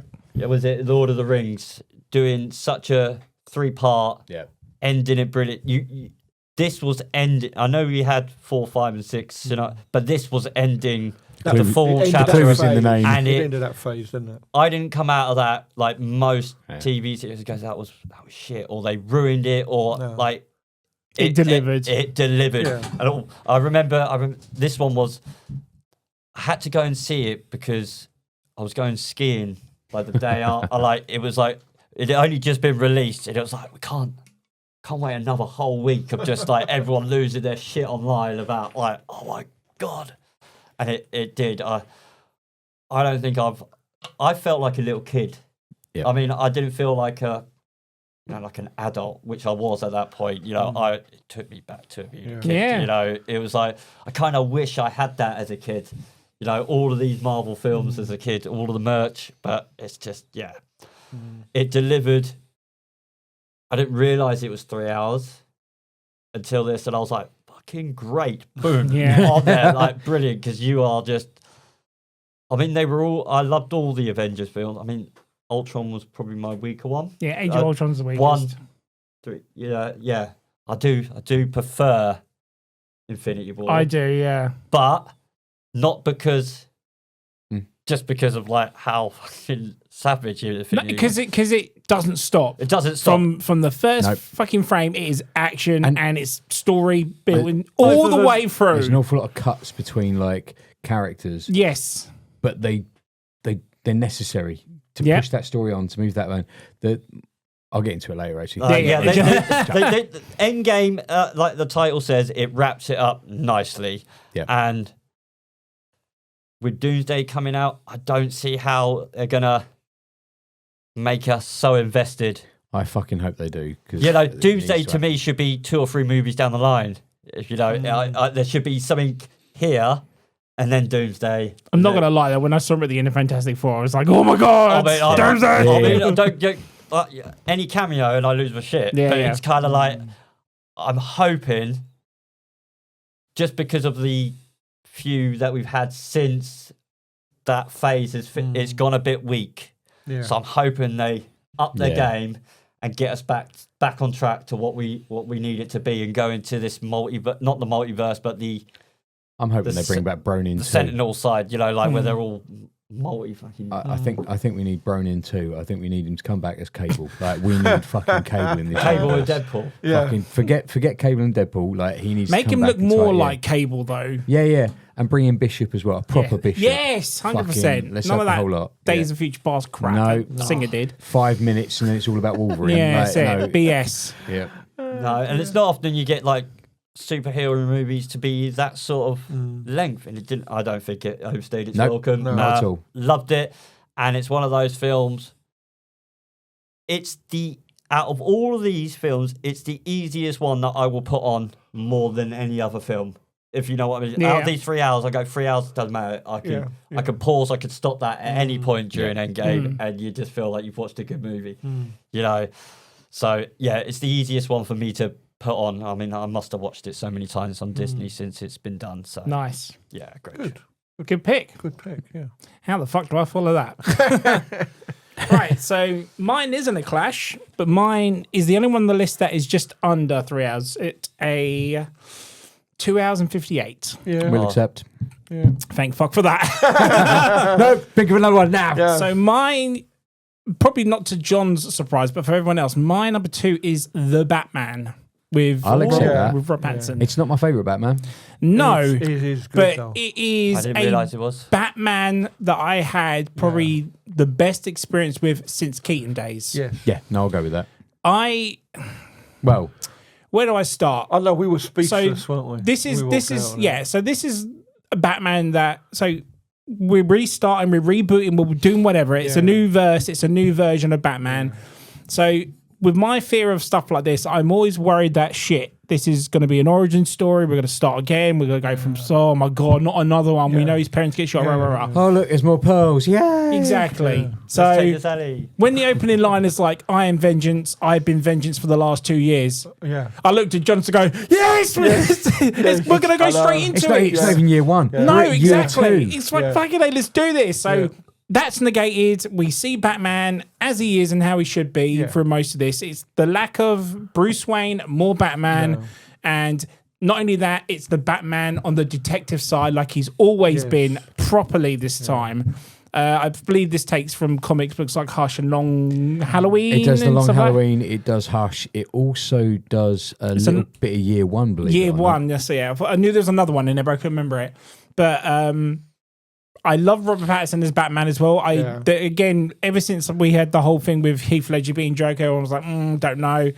I had my doubts about him as well, but I absolutely love him. I love his screen presence. I just love the suit he's in, because you can tell it's not a proper bat suit. It's like something he's actually looks like he's made at home, and it's something that's it gives him the suit. Like it's more believable. Yeah, yes. I mean the theory about. I mean, it probably is true, but the gun being built into the bat symbol on his chest that killed his parents. I thought that was quite a good kind of little. It was a nice there. add to it. It was on the it's something different as well that nobody's ever done before. Yeah. I like that the suit was very much a Greg Capullo looking suit, which is very different because he's a modern, or at the time was a modern Batman artist. I like the darkness. I like the change of colours where you go from Batman, which is quite a red kind of sepia kind of feel to it. which has never been used for a movie before. And it's still colour, but it's got a really red tinge and a yellow tinge. And then you go to the main villain, the Riddler, and it's Riddler's colours. It's green with a yellow tinge to it, and a lot more black. Like and you get dirty whites and stuff. And also the fact that when they go to the Riddler isn't. He is maniacal. He is a fucking nut job. But this, he is a proper like. He gives the Joker a run for his money. Dude, like I was getting Seven vibes from him. He is like John Doe from Seven. He was fantastic. I can't remember the guy's name. Paul something. It plays his plays Riddler. Like the scene with the phone and the bomb strapped to the district attorney and stuff. Just oh my god, it's so nail biting, so tension, building and stuff like that. And again, it's just the use of like Batman trying to help him to get through and everything. And like it's like you said, the frame of shots, like the darkness, the use of rain and the overhead one where more where they use believable. these CCTV cameras and you get the overhead camera and it looks into the study. Where they beat he beats up the I can't remember who's beating up who at this point, but it looks overhead and it looks down. It looks like the frame from a comic book. Yes, exactly. Because you've got silhouettes beating up silhouettes. Yeah, and it's so good. And the car chase with Penguin when the camera's tipped over and he's knocked him over, so he's walking over to him. Fucking Colin Farrell's Penguin. Yeah, right. Come on. To the TV series, which for me was a little bit of a letdown. It wasn't fantastic. Yeah. I wanted more out of it. They softened it for TV, or softened him for TV. But in that Batman film, like you got the feeling that actually Oswald Cobblepot is an actual gangster. Yeah. Yes. Like as opposed to kind of Danny DeVito's half penguin, half person. Yeah, like he was. I could swim really well because I had flip of hands. Yeah. That's what I'm saying. Is like I love the fact that the villains are just real people. They're not mutated and they're not got powers or anything like that at all. It's just the way it's just so serious in this, and like I said, the crime solving and just all the other actors, and you've got. It was a more real Batman. That's how I found it. It was more like the car. Yeah, the Bat car. It's like.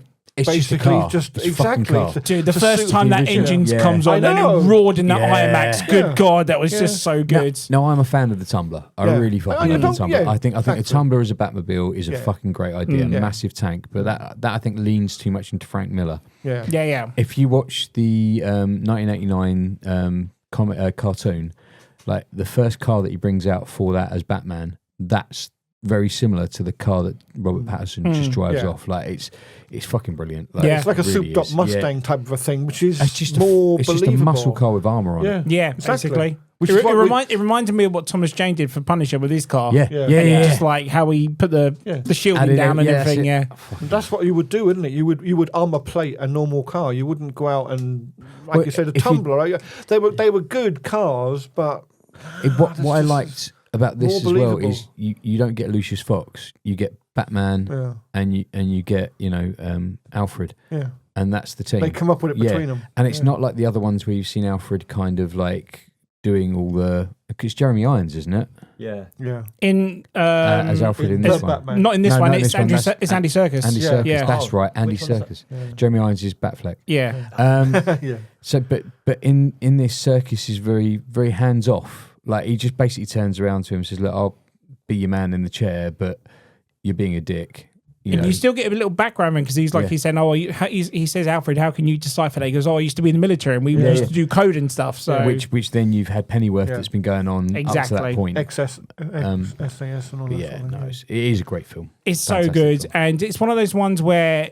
I'm in the cinema. Me and John always chat or have a little snigger at something we see on the screen. Yeah. I shut my mouth throughout the whole thing. He walked out of that cinema with me, and he thought I fucking hated it. He thought it was like shit or whatever. So quiet. Every film we've gone to see, he's got something to say when we walk out, whether it was shit or whether it was bad or whatever. But he walked out, there weren't a word out of him. I thought, oh, for fuck's sake. And I enjoyed it.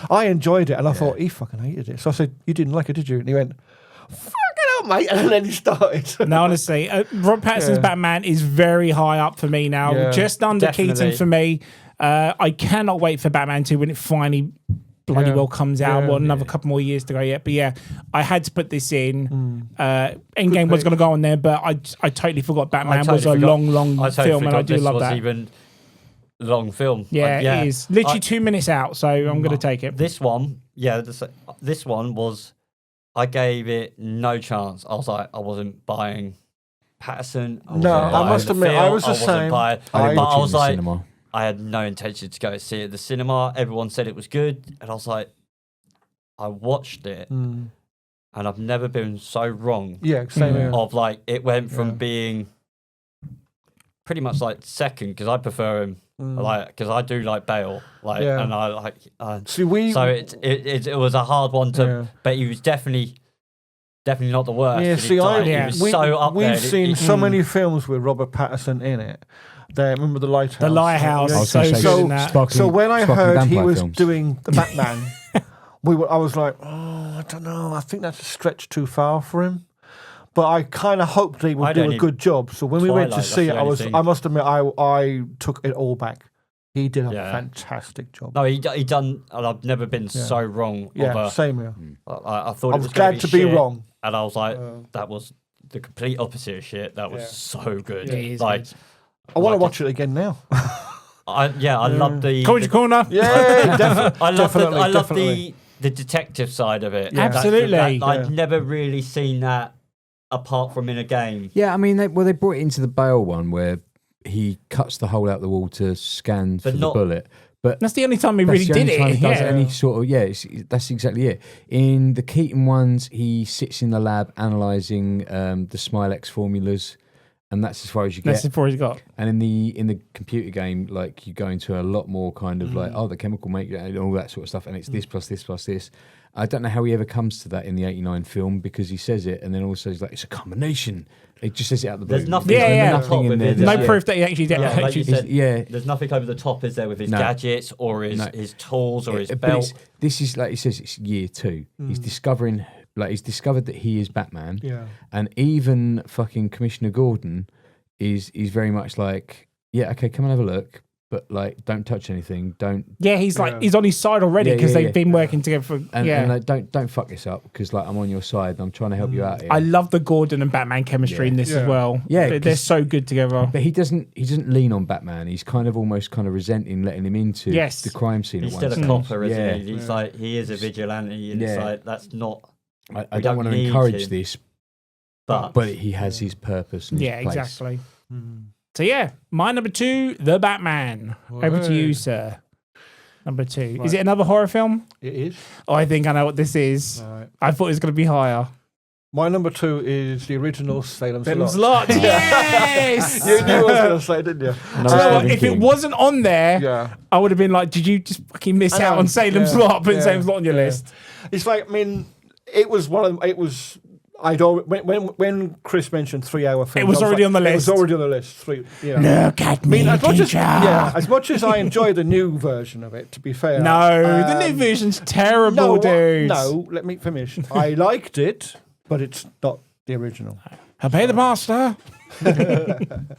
So, Tobe Hooper directed it was another 2-part CV thing, wasn't it? It was another Stephen King novel that they had, because it was such a. Like I said, I've read about his books. The books like that thick. If you and the same with it. Yeah, a lot of his writing back then is like drug-fueled messes. So and you just you keep reading it and you keep reading it, and like you say, it's a bit like the 3-hour film. You'll keep watching it and watching it, and then you get to the end and you're like, oh, was that it? The books are so good.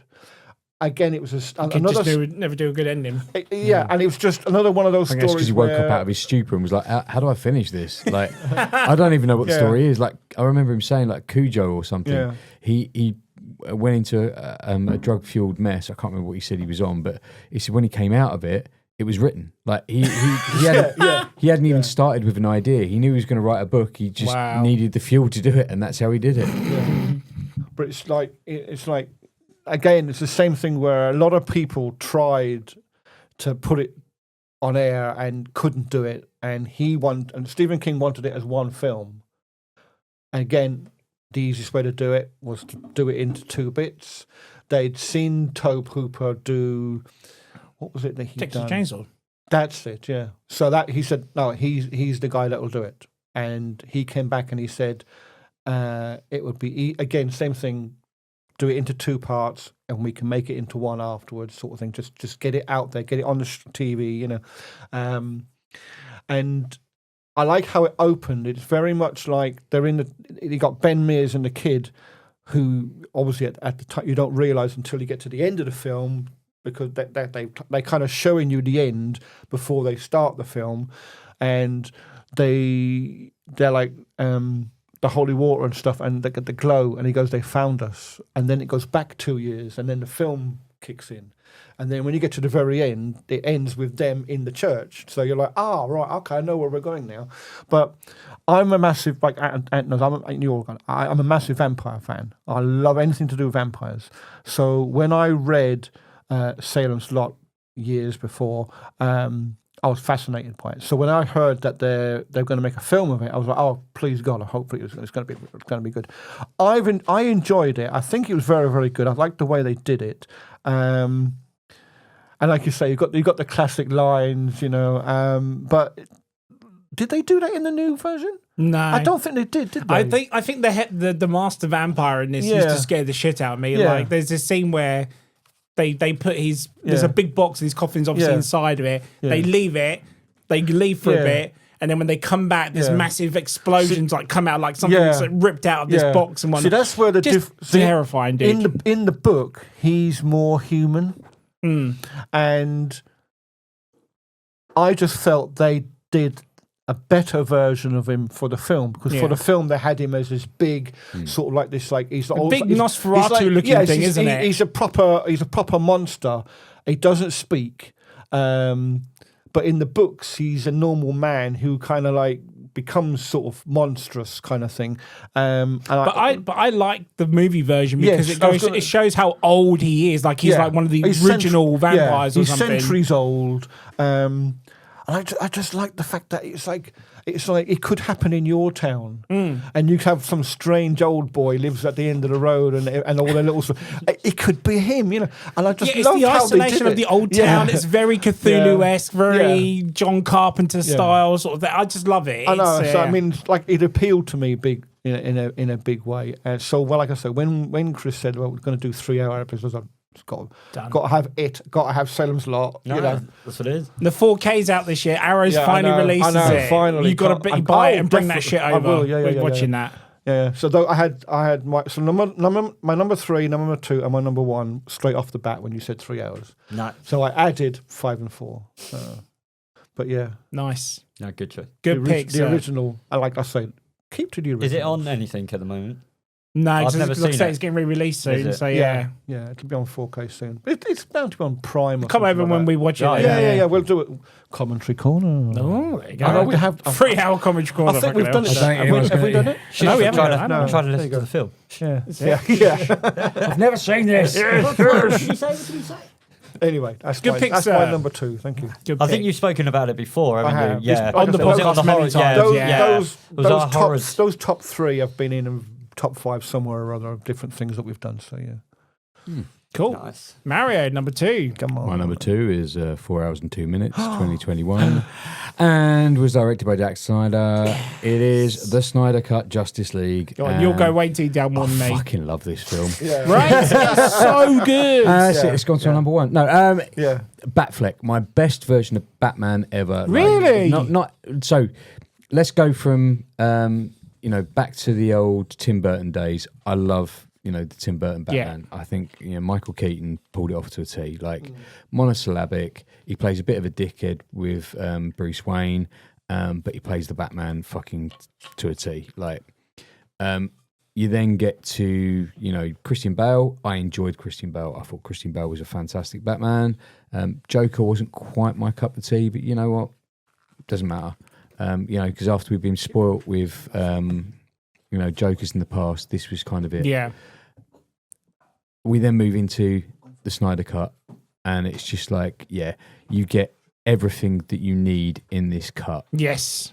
The explanation of Cyborg, like his dad's relationship, the whole, I loved this whole thing with him. The fucking mother box thing. They finally explain like why Cyborg is the way he is and why he can communicate with the mother boxes, which you don't get in Joss Whedon's version. Like, so there is a cut in the original, or I say the original, but in the Justice League by Joss Whedon, and as they jump out.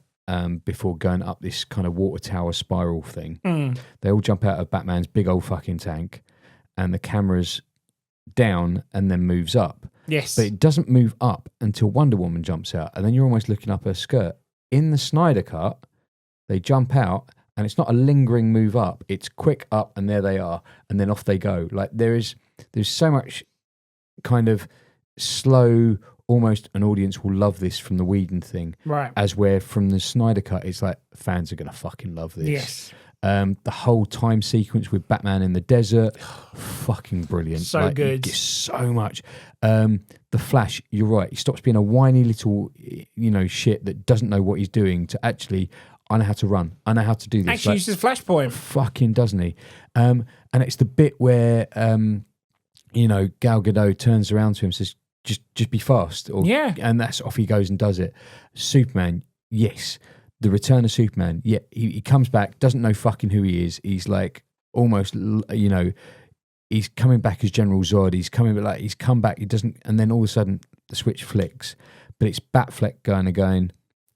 We need to tame this beast. Like we need him, but we need him not to be him right now. We need a better weapon. And when he comes back, and it's the competition between him and the Flash as well. Like we get to see fucking Darkseid, like that whole sequence. Yes. And like you say, Steppenwolf finally isn't just some sort of one and done, couple of minutes of a fight He's sequence. an actual badass in this version. He's fucking pushing him around. He's throwing him about, like beats the shit out of everyone. And yet Superman comes in and everything's kind of good. I wish, and we get to see the Green Lanterns. I forgot about that. We see the Green Lantern Corps because they mention and all these people that had to protect it and all this. And you say about Themyscira, like everything is covered in such detail. And I just sat there the whole way through it, kind of going, yes, this is it. This is what I needed. This is what I needed. There's still something missing, and it's the Green Lanterns. I still feel that 100%. And we got a quick shot, didn't we? We got a quick kind of, oh look, here they are. Or it was almost like a bullseye. Look at what you would have won. Yes, but it's still there. It's still there. The mother boxes have a prime of place. Everything is DC universe. Yes. And that's what makes this film so good. It is dark. It does have a certain colour tone to it that Snyder's known for. It does kind of have a very kind of desperate feel to it in some places. Kind of it's grasping for something and it doesn't quite know what it is. But is it better than the 2017 one? Yeah, Joss Whedon can fucking do one. Yeah. I like so Whedon. bad. I like Whedon. And I know that's not the right thing to say at this moment in time. I like what he did with Buffy. How he got there, I don't agree with. I like what he did with the Avengers. Avengers, yeah, 100%. I think he got that right.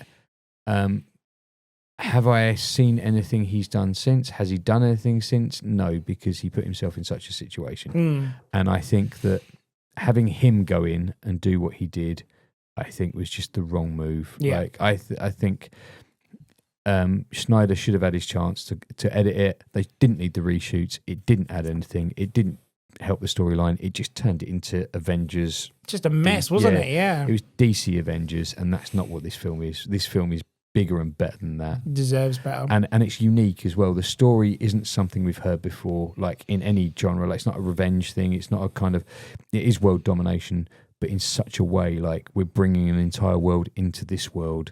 It's been done in horror, but never in a superhero. And I think Snyder fucking smashed it. Yeah, absolutely, 100%. mate. I'm going to watch. Absolutely. Do you think if Snyder hadn't been taken off and obviously he'd been left with the film, obviously you wouldn't have got a 4-hour film, would you? Probably would have got 3. No, we would have got 3. You reckon 3? Yeah, I think 3. I think the studio would have stepped in. Do you reckon it still would? Because obviously the 4 hours made the film. Do you reckon the 3 hour? Do you reckon the 3 hour would be? I think you can do it in weak? 3 hours. I think you lose a lot. I think some of the storytelling of the individual characters, you don't get origins. I mean, you do get for Cyborg, but you don't get origins for Wonder Woman. We've done that. You don't get an origin for Superman. You get a re-envisioning of Superman. Yeah. Batman, we don't get that origin story. No. We get a different kind of relationship between him and Alfred, which is quite nice, where Alfred's just very, very down on him, almost proper kind of not father figure, but kind of like he resents Bruce in a way because Bruce doesn't fucking listen to him. Yeah. And he is like a father to him. One of my favourite scenes from Justice League is how Batman gets his voice with the whole. Yeah. He's there with a suit, holds the thing to his neck, and starts talking, and he's saying, I can't remember. He doesn't Alfred test it he beforehand. Tests it, and it goes from his voice, which is quite high, and then it just drops it, and then goes, yes, the new suit will be ready for you, sir, and it should be stronger, but you have vulnerabilities and all this sort of thing, which is exactly what he does in the books, but also it makes it a more realistic. Yeah. I just think every character has their moment. Snyder gives them that. Yeah. And I think Cyborg is actually a much better character for it. In the 2017 one. So bad. And it's I believe it's because nobody understands him as a character at that point. Like, I think the only time we'd ever had Cyborg was maybe in the Justice League cartoon that ran off of the 89 Batman one. Teen Titans. Teen Titans. That's where I was going with that one. And in Teen Titans, he's just fucking a know-nothing musclehead with a laser. Yeah. Like, and he's a great character, but nobody knows exactly who Cyborg is, and this gives him identity and purpose. Absolutely. Like, he doesn't have that in this 2017 one, and up until this point, if you didn't know who he was, you now get that. What I do think is missing from this is a decent Shazam. Like, I'm gutted he wasn't in it. I feel even not as an antagonist or a protagonist, just as a interference in the situation. Like, he comes in. I never thought of that. I watched the new. I love Shazam. Yeah, I watched the new Superman film with the Green Lanterns in it, and finally I got my favourite kind of, and it had something there.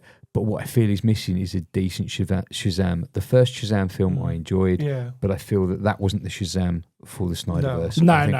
Don't want a comedic bit to it. Yeah, we want like serious big wizard Shazam, where now Billy Batson is grown old and is still Shazam. Like, he's matured, so his Shazam is matured. He's more the wizard rather than the kid. Yeah.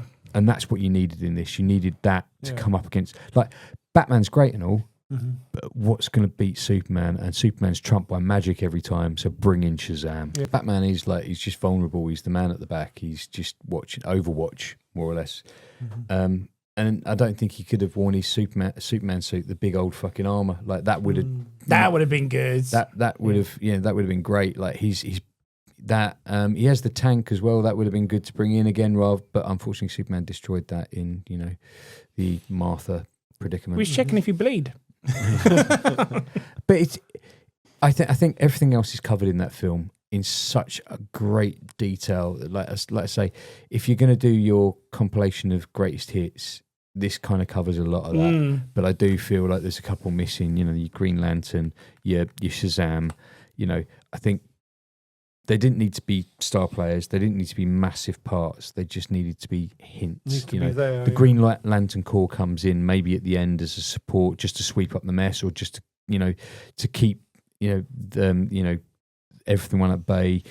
But no, other than that, like, it's a great film. Yeah, I'm just gutted that we'll never get to see the future that keeps popping up in this, where Superman is evil, and us comic book fans know why he does it. But the red kryptonite and like black kryptonite, like the coloured kryptonite that just rains on Earth and changes it all. I just want more Batfleck. I wanted a proper Batman film with Ben Affleck at the helm, because I still feel, and I know we're going to get hate for this, but I still feel he had so much more to offer. Yeah. And then you have to say, like, Henry Cavill did as well, because he only had one film on his own. The rest were with... He is definitely up there. Like, Christopher Reeve was my original Superman, the same as, But as Superman Go... He was awesome. He was really good. I mean, he played the part. He was really good in Superman, the Superman film they brought out. I thought it was fantastic. I just don't think the story was very good. There was so much to that character that was missing, and there's so much to Batman that was missing. Yeah. And to then kind of go, well, we're not going to do it now, I just feel it's a waste. Yeah, it was. And to take so long just to think of it, the stories are already written. Fucking, you could just take from any of it. Grant Morrison's stuff. Fucking. Yeah, oh God, that'd be so good. Can you imagine, like, Superman for all seasons? All of that sort of shit would be amazing. But no, we have to be original. Now we've got to start all over again. And then we might have to start all over again now, because Netflix has brought them out now. So who knows? Yeah. But hopefully we will get a series that's, worthy of this. I'd like to see the Lanterns, but that's been cancelled now. It's going to be a TV series now, isn't it? Well, it's been cancelled, I believe. The TV series has been cancelled No. already. Before the pilots even aired, they've cancelled the TV series. I love Green Lanterns as well. Oh my god! Guys. And in the new Superman film, I think we got a decent Green Lantern. I know he's not the Green Lantern, and he's a bit of a dick in this, but we got a Green Lantern that was pretty good. Guy Gardner of all of them, though. Yeah, I know. Guy Gardner's not the best one to have, but I know I would have liked to seen like the old Tin Hat Flash as well. That would have been fucking awesome. That would have been cool. But if I keep saying what I want, we won't get it. But also, I won't necessarily enjoy what we get. And I think that's one of the big problems now is like everyone's so insistent on what the book says that we don't actually appreciate what we've received already. Like the Batman. Like it's not my Batman, but I appreciate it as the Batman. Like there are so many comic books, so many writers, so many different versions of exactly the same story. Frank Miller Batman. I fucking love Frank Miller Batman.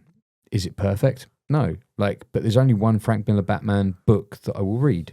Dark Knight Returns. Like the other one, I think is a little bit meh. Yeah. And then Batman Year One, fantastic Batman. Is it perfect Batman? No. Greg Capullo's drawings, Scott Snyder's artwork, storytelling. I think they're fantastic as well. Is it everyone's Batman? No, because it's New 52 era. Like there's so much more out there. There's so much good, so many good stories.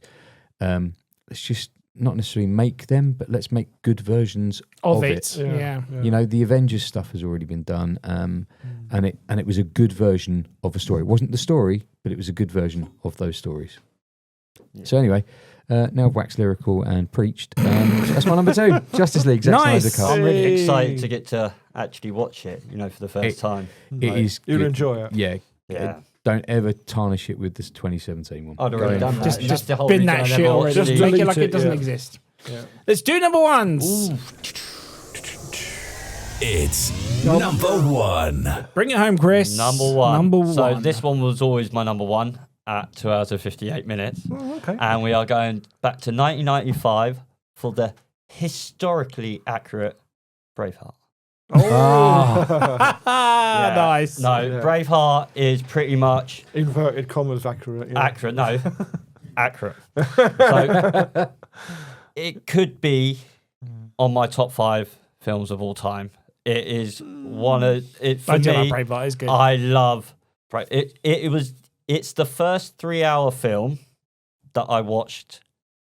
I think I can remember watching as a kid, sort of thing, and it was also the film that sort of made me become a bit of a film buff, because it was a new style of film. I'd always watch comedies, action movies, and this was now a historical drama, and it was long. Yeah. It felt like as a kid.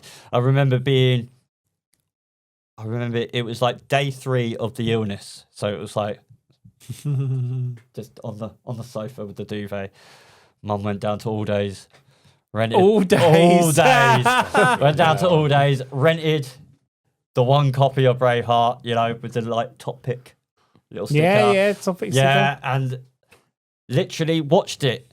And it wasn't until, because I'm not a history buff in the sense of I liked watching it, but I don't know my facts. So everything that everybody had an issue with, I made no negated difference. It, made no difference. Yeah, like the princess was she like 4 or something, or not even born in something, but kind of you need some sort of love. You kind of like, otherwise, I for me, I love the war film. I love everything about it, and it's just a 3-hour war film. And I just love how brutal it is. It is quite brutal. It's like the bits with the spears and the horses. It's savage, mate. It's savage. Right. And then it's one of these things where the movie and the sound, when they go to rush, it kind of just does allow. Yeah. It cuts all other sounds off, and it just becomes the noise of everyone. You're just thinking, how the fuck do you do these wars back in the day? Like, if I remember correctly, it was one of the first films I've seen where like arms and legs severed. You could Like, just watch fully it, yeah. severed, like as in, like Off. you get, and like before that you'd had hints at it, like the Monty Python style. You see the sword flying through the air, then you see the arm flying off, and then you see the person stood there with the stump going, oh no, It's this was a like flesh wound. the guy's fucking stood there, chops through his leg, and he just falls to the ground, and the leg's still standing. You're like, holy shit! Yeah, and Very well shot. The reason Yeah. this is number one because I have a. I like forget to- you directed it as well. Yeah, didn't you? I like to watch this film at least once a year. Okay. Now, I haven't watched Alright, it in 2026, so it's a new year and it's a new thing. But it's like it's one of my films that I will always try and put on at least once a year. Oh, okay. And it's it winds my mate up because he's like, "Fucking hell, Brave." He goes, "What are you doing?" I'm watching Braveheart. He goes, "Fucking again." It's just Yeah, too right. Too right. It's just like Yeah, well, I watch Die Hard and Yeah. every year. I so- love the score for that film as well. Yeah. To the dance mix of the Braveheart tune is still in my top walk, playlist. Yeah, yeah. But it's everything issues about it. I don't see a dodgy Scottish accent. It nails it for me. Like as a kid. It's not as bad as his Hamlet. No, so but I'll give him as that. a kid, No. it's only when you kind of watch it now, and it's like, but I've loved it that much. There's nothing can be kind of said wrong. He hasn't gone too far off the rails that I can't not watch Braveheart. Yeah, he's not mind reading women in the film, so No. all good.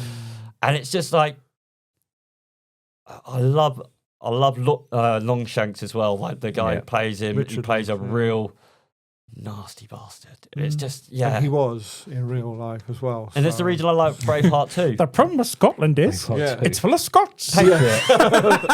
Yeah. Oh, yeah. Yeah, The Patriot. As soon as that came out, I was on that as well. But yeah, it was just.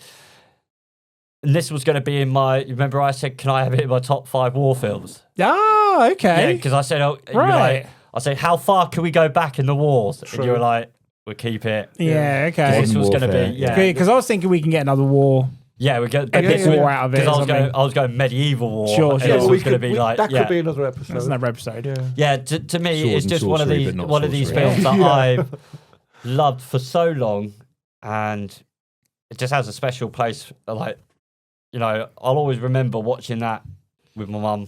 Having that, and just kind of getting me into the swing of like watching long films and just becoming a bit of a movie buff. Yeah, Ever nice. since, because then wasn't long after that. You used to get the Saturday Sky Premiere, like where it was a big thing. What was the Saturday premiere movie? And like for months or so, you had the trailer for like Braveheart just going on the loop. Yeah. Right? And it was just like, oh yeah. Actually, you don't have to watch it on the VHS. Yeah, but the VHS was brilliant. It was 4K. That's how I watched it. It was Well, 4K yeah. back in the day. Yeah, it was. Yeah. On There was your nothing wrong with 28-inch it. TV, if you had the Sony Trinitron. Yeah. The only time it looked dodgy was if someone recorded it Yeah. on a Yeah, camcorder yeah. with a guy's head in it. Yeah. Every now and again, you see his head moving. And you're It's like, the same dickhead that stands up every time to Yeah. go for a piss. Yeah. Yeah. Yeah, I It's mean, 3 hours long. He's got to go, right? and literally, I was in Scotland the other week. And literally, all Yeah, I was doing you was were, I was yeah. driving along. That's I right, was you were. He's like, I was just being Mel Gibson, just running across the fucking. Oh, what you like. Yeah, I know. Yeah, it's just one of those special places, special movies in my heart for Braveheart. Just for Good how pick, many mate. times I've watched it. It's ridiculous for how many times I've watched it. Nice, mate. Good pick. I really want to watch it now. I've had it in 4K and it hasn't come out of the wrapper yet. Really? Yeah. Yeah. Commentary Corner. I've got a couple of 4Ks. on. Commentary Corner. Yeah, I'm up for it, mate. Yeah. I love that movie. Yeah. Definitely. Right, so my number one was always number one as soon as I was told this list was happening, Right. and I'm going to kind of merge with Mario on this one because he took part 3. I'm going to go with part 1, and that's Lord of the Rings: The Fellowship of the Ring. Right, yeah. Purely because I am a massive fan of Lord of the Rings. I love the book. I read the book when I was a kid. I prefer The Hobbit. I'm more into The Hobbit than I am Yeah. Lord of the Rings. But when this was announced, it was huge. Like I was buying film magazines just to see the next Yes. sneak peek as Yeah. to see how Elijah Wood looks like as Frodo. And Sean Connery was originally going to be Gandalf, and then they got changed last minute to Ian McKellen. Thank God for that. So, you know, totally agree. Every snippet I was looking for, I was just waiting for this movie to come out. And then in March of 2001, I want to say, roughly around then, they New Line Cinema, which actually released Lord of the Rings, released Dungeons and Dragons. Yes. And it was the only film, I mean, there was internet back then, but it was the only film you could go see, which would have the teaser trailer for Lord of the Rings from before that. Yeah. And if you wanted to see the trailer, you had to go see Dungeons and Dragons. Yeah. I fucking saw Dungeons and Dragons like 6 times just to see the trailer. But I think Dungeons and Dragons is quite a funny movie, actually, to be honest. Yeah. But that's why they made the sequel. Yeah, God, the sequel's so bad. But everything that I was just completely waiting for this film. And then when it came out, I got my tickets for the evening. It was a sold out night, but I really was desperate to see this. And I promised my parents I wouldn't see it before them. Whether I still went and saw it before them and anything. Yeah. And when so I watched it once and then we saw it again that evening. And it was just such a major event. Like there was people in there that were just, I was watching people's reactions to certain parts of the scenes of the film. I still think the Mines of Moria scene is one of the best scenes in 100%. Cinema history by far. From the part when you hear the drums come in for the goblins to the bridge to the Balrog. Such a great scene, 100%. And then it got to a part where, do you remember the ending where Boromir dies and then Aragorn chops the head off of the massive Uruk-hai? Yeah. People fucking cheered when that Uruk-hai got his head swiped off. They were like, woo, yeah. Everyone just got so into it. And then when we got to the end, obviously the credits roll, directed by Peter Jackson, and everyone just turned to one another to go, well, we got to wait a year now? What the hell? I didn't realise it was sort of... like a 3-part, it was ending because it's the first time a movie's just ended. Yeah, it just finishes like a TV program. There you go. Yeah, and the thing was that only the teaser trailer, the very first one that was on before Dungeons and Dragons, was the only thing to indicate to you that this was going to be out yearly. Like all the other trailers for the Fellowship after that was just the trailer for the movie. It was odd as well because it was the Christmas blockbuster. Exactly. It wasn't even like the summer blockbuster. It was the Christmas blockbuster. And that's why I watch it every Christmas now because it's just because of that. Because it was on every Christmas and it was an event as always. But not only is the movie fantastic, it just comes in at 3 hours long. You said it was not great for you because it's more story, more world building, but I think it had to do that to get people into it. But that's I'm giving it a disservice. It's for being. It's not. It's still really, really good. Of like how it like to say it's the. I still really enjoy it. Yeah. And I do love it. It's just I just like the danger. So I like the scene with Gandalf and Bilbo. That's good. But where they're all happy and nicely, one of my favourite scenes is the bit where they're being chased down the down the mines. The road by the ring race. Yes. And like that scene where he's the danger where he's over. I'm like, now we're now we're cooking. And I think it was just one of those, like you said, but that mine scene was awesome. I think they were just setting it up.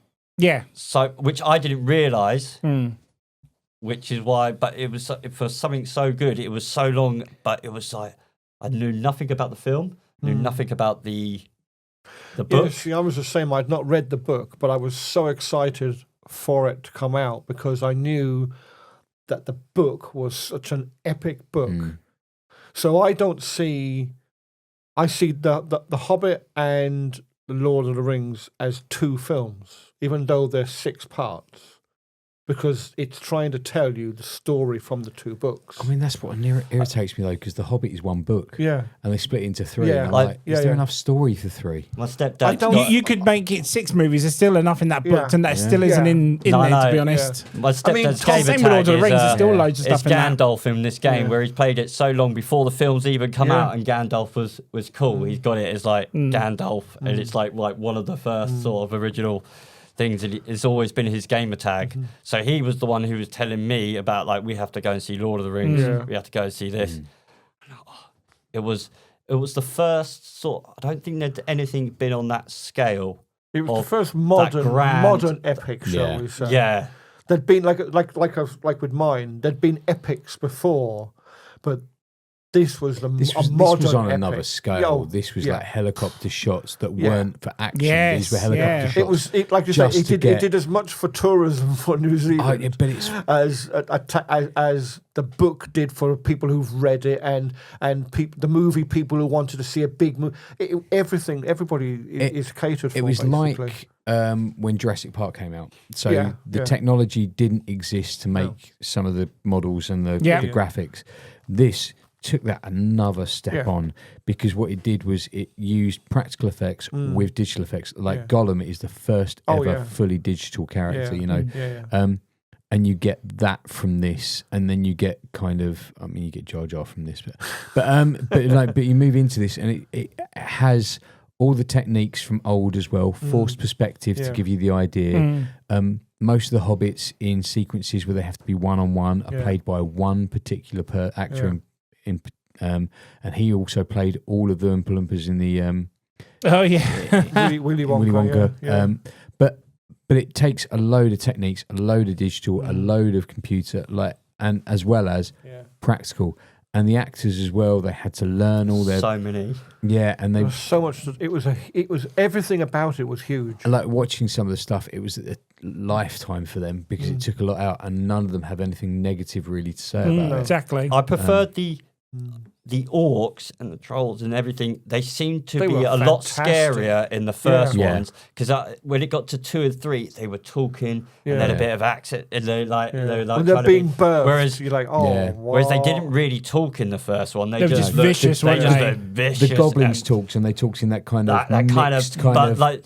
You know, in the second ones when the generals are talking, I just they lost a bit of their menace, and it just became a bit. All I could see was a Cockney accent or something. But so that bit for me, the trolls and everything, they so good. But you said about Sean Connery being Gandalf, because he didn't know the source material and he didn't understand it. He was like, no, but that's the reason why he did League of Gentlemen instead. Isn't it? He said, and it put him into retirement.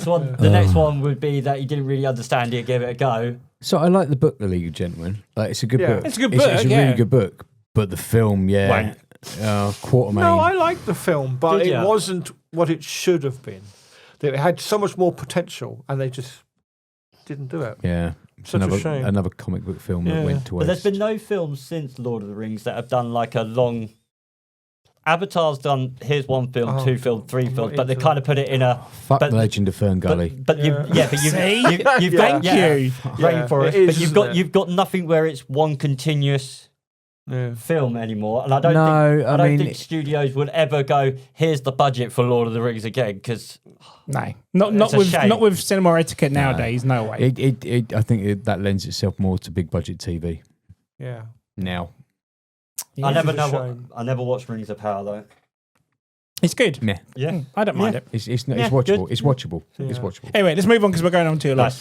John, number 1, sir. My number 1 is Kingdom of Heaven. I thought you were going to have Das Boot. As much as I like Das Boot, I thought that would be in the top 5. My gosh. Okay, my God. Oh my God. Honourable mention. Okay. Very, very shocked. It was a toss-up between the two, to be honest with you. But I as much as I, like you say, as much as I like Das Boot, there's just something about Kingdom of Heaven. I think it's because it's Ridley Scott. I just love anything that Ridley Scott has done. That guy is like Midas. Everything he touches is gold. Everything he touches has a director's cut. Everything he makes deserves a director's cut, doesn't it? This is a film, right, that May 2005, 130 million. I mean, that's a big budget. And it came out, and it made 220 at the box office. It's 194 minutes long, the director's cut. So it's 3 hours and a quarter. Jesus. But Orlando Bloom again. I like him as a character. He seems to be able to turn his hand to whatever he plays. Liam Neeson plays his father, the Baron, and I've always had an interest in like the Templars, and I think this is why I liked Lawrence of Arabia, because I like that. Not that period, because obviously they're two different time periods, but that influence. Yeah, it's like the Holy Wars and stuff like that. I've always been kind of interested in all of that. And every time I see a program on YouTube or wherever where they've found this Templar castle or whatever, I'll watch it because I love the interest in all of that. And I just liked the character. It's a relatively true story. There's a lot of truth to it. How exactly accurate it is, obviously, but I just love the fact that he Orlando Bloom plays this character. He's like blacksmith, and the wife dies in childbirth, and his half brother is the priest in the village, and he finds out. Mark Machine, isn't it?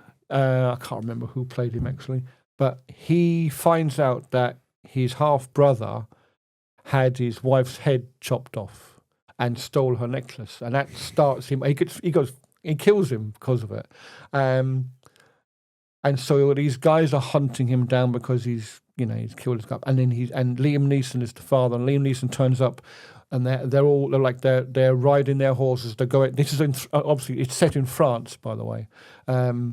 And they're riding off to the Holy Kingdom because they're going to they're Templars and stuff like that. And he asks him to go with him, and he says, "No, I'm not interested in that. I'm not going to go." And then realizes after he kills his brother that maybe he'd better get the fuck out of town, sort of thing. So he joins them, and Liam Neeson they get attacked, and Liam Neeson gets shot with an arrow, and eventually he dies. But he makes Orlando Bloom the new Baron. And they go off out, and of course the king out there is Baldwin the fourth, I believe, and he's a leper, so he's got this like a silver mask on his face, and it's the Saladin and his army, and they're fighting against, so you've got Christians fighting.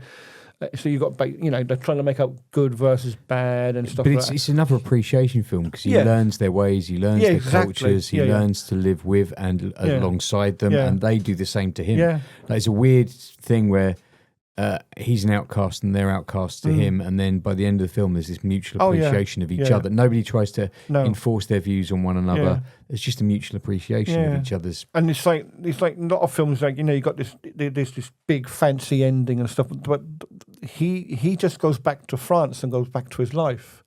He doesn't. There's no big spectacle. He doesn't become like the king or anything like that. He just goes out, does what he has to do, helps them win a battle or two, and ends up going home. And you think, well, if you put it in like that, it's like, well, it doesn't sound very interesting. But you actually watch the film and how it all portrays. And so, I mean, it's always been very, very high up on my list. So when we were doing the 3 hours, those two, so Das Boot and this, came up. I was like, which one do I fucking pick? I honestly thought Das Boot was going to be it, mate. Yeah. You talk about that movie I do like that film, and that is a longer film. Take out Lawrence of Arabia, but is this the one that ends with the big battle on the ice at the end? The ice. Well, Kingdom of Heaven, no, I haven't watched this for so long. No, it's not. It's out in the desert. It's a bit like like Jerusalem and stuff, isn't it? Is this the one with Banderas then? No, that's the 1340. That's 1349. 1349. Yeah. Now this Which one is one he likes. This is Saladin and his army basically going up against. They rise up basically against the Christians. And it's like Islam and Muslims and stuff like that. It's a little bit like that. It's basically it shows the atrocities of both sides. Well, the Templars to begin with, because they were forcing their views and going in and trying to basically fucking. If you didn't believe, you were taken out. Yeah. And then it shows yet again, like you say, the opposition of that. Yeah. So the Muslims doing the same sort of thing back. Yeah. Some of it in retaliation, some of it in domination. But it's a great example of, we've all done wrong. Yeah. We've all done some nasty things in our past. But it's also that, like I say, that mutual appreciation of him with them and them with him is really good. Yeah. And basically, you see Saladin's army, and he outnumbers them like 100 to 1, and they got absolutely no chance against his. They'll all be dead by the morning if they go out into fight against him. And some of the knights are saying, no, we need to put these guys down. We can fight. We can take them. This sort of thing. And that's that mental attitude. And the king is like, no, this is not how we should do things. And so he's fighting against his own people. Yeah.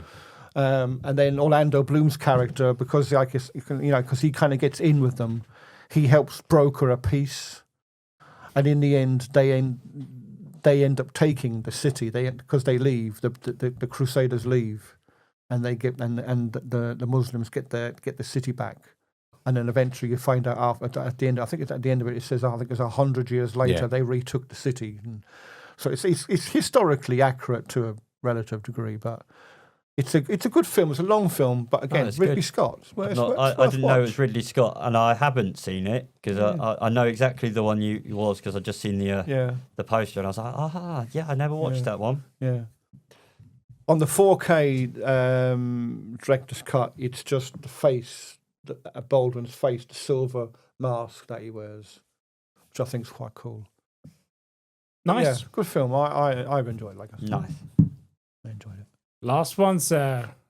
What is it? I wonder. What's in the box? 3 hours and 1 minute. Directed by the Russo brothers. Or the Russos. Infinity War. Infinity War. Infinity War 2. Avengers Endgame. Nice. Like you say, it was the moment we were all leading up to. We'd had everything up to this point kind of push on. Every character development comes to this point. And even those that are minor, Valkyrie, Black Widow, Wasp, they all get there. Janet Van Dyne, they all the get MCU. The Dora Milaje, they all. Yeah, it's true. But like Captain Marvel should have just fucking dominated. Right? Like should have just taken them all fucking out. Yeah. But she gets her moment, and I fucking love that because I know there's a lot of hatred for out there and that character. I don't know why, because I quite liked her. I really I liked her as the character. Yeah. I liked Captain Marvel the film. I like Ms. Marvel the TV show, which is controversial in itself. But I like those characters, and I like that it brings them together in one little section. I like that they have only just met, and yet they're still fighting alongside each other. I like that Thor and the Guardians is a great comical twist that comes into it with like a real sincerity. My favourite bit of all of it is the old Iron Man and what's her name? Karen Gillan's character out in space. Oh, Nebula. Nebula, that's it. They're all out in space, thank you. And it's that moment where she's looking after him and he's fading away and he's done his little message and stuff. And then the ship takes them and that's it. But it's that weakness of... And they show like Robert Downey Jr. just shrunk as well, and he's finally like Tony Stark is finally defeated. But also from every point past that, where you get Tony Stark from the original kind of Avengers film, the first Avengers film, second Avengers film to Ultron, where he has his flashbacks about the fucking hole that he's just gone up into and he's come back down from, and he's seen things that and he nearly died and all of that, and then it comes back again, it haunts him again. He gets PTSD for a second time because he nearly died in space and he couldn't save everyone, and he feels regret that everyone's gone and nothing's there. Like everything about this film, fucking desperation. It's really from the outset, it's building to that kind of, yes, we can fucking do this. We can unite. Black Panther was fantastic. Antman, say what you will, I think it's a great fucking. I think Paul Rudd did a fantastic job on Antman. They utilise him quite a bit in this as well. They do, and I think that's great because. Like not only as comic relief, but actually as a fucking character. Yeah, because that's where you needed that. You needed that in this.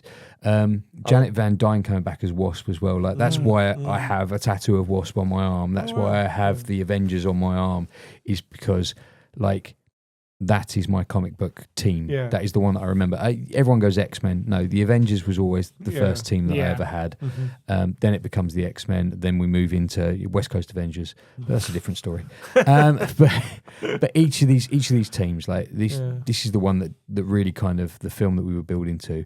And I'm hoping going forward that Doomsday does this. Yeah. I don't think we've had enough character development for each of the teams and the people that are involved. And I don't think they brought back enough story for us to actually build to an oh shit moment.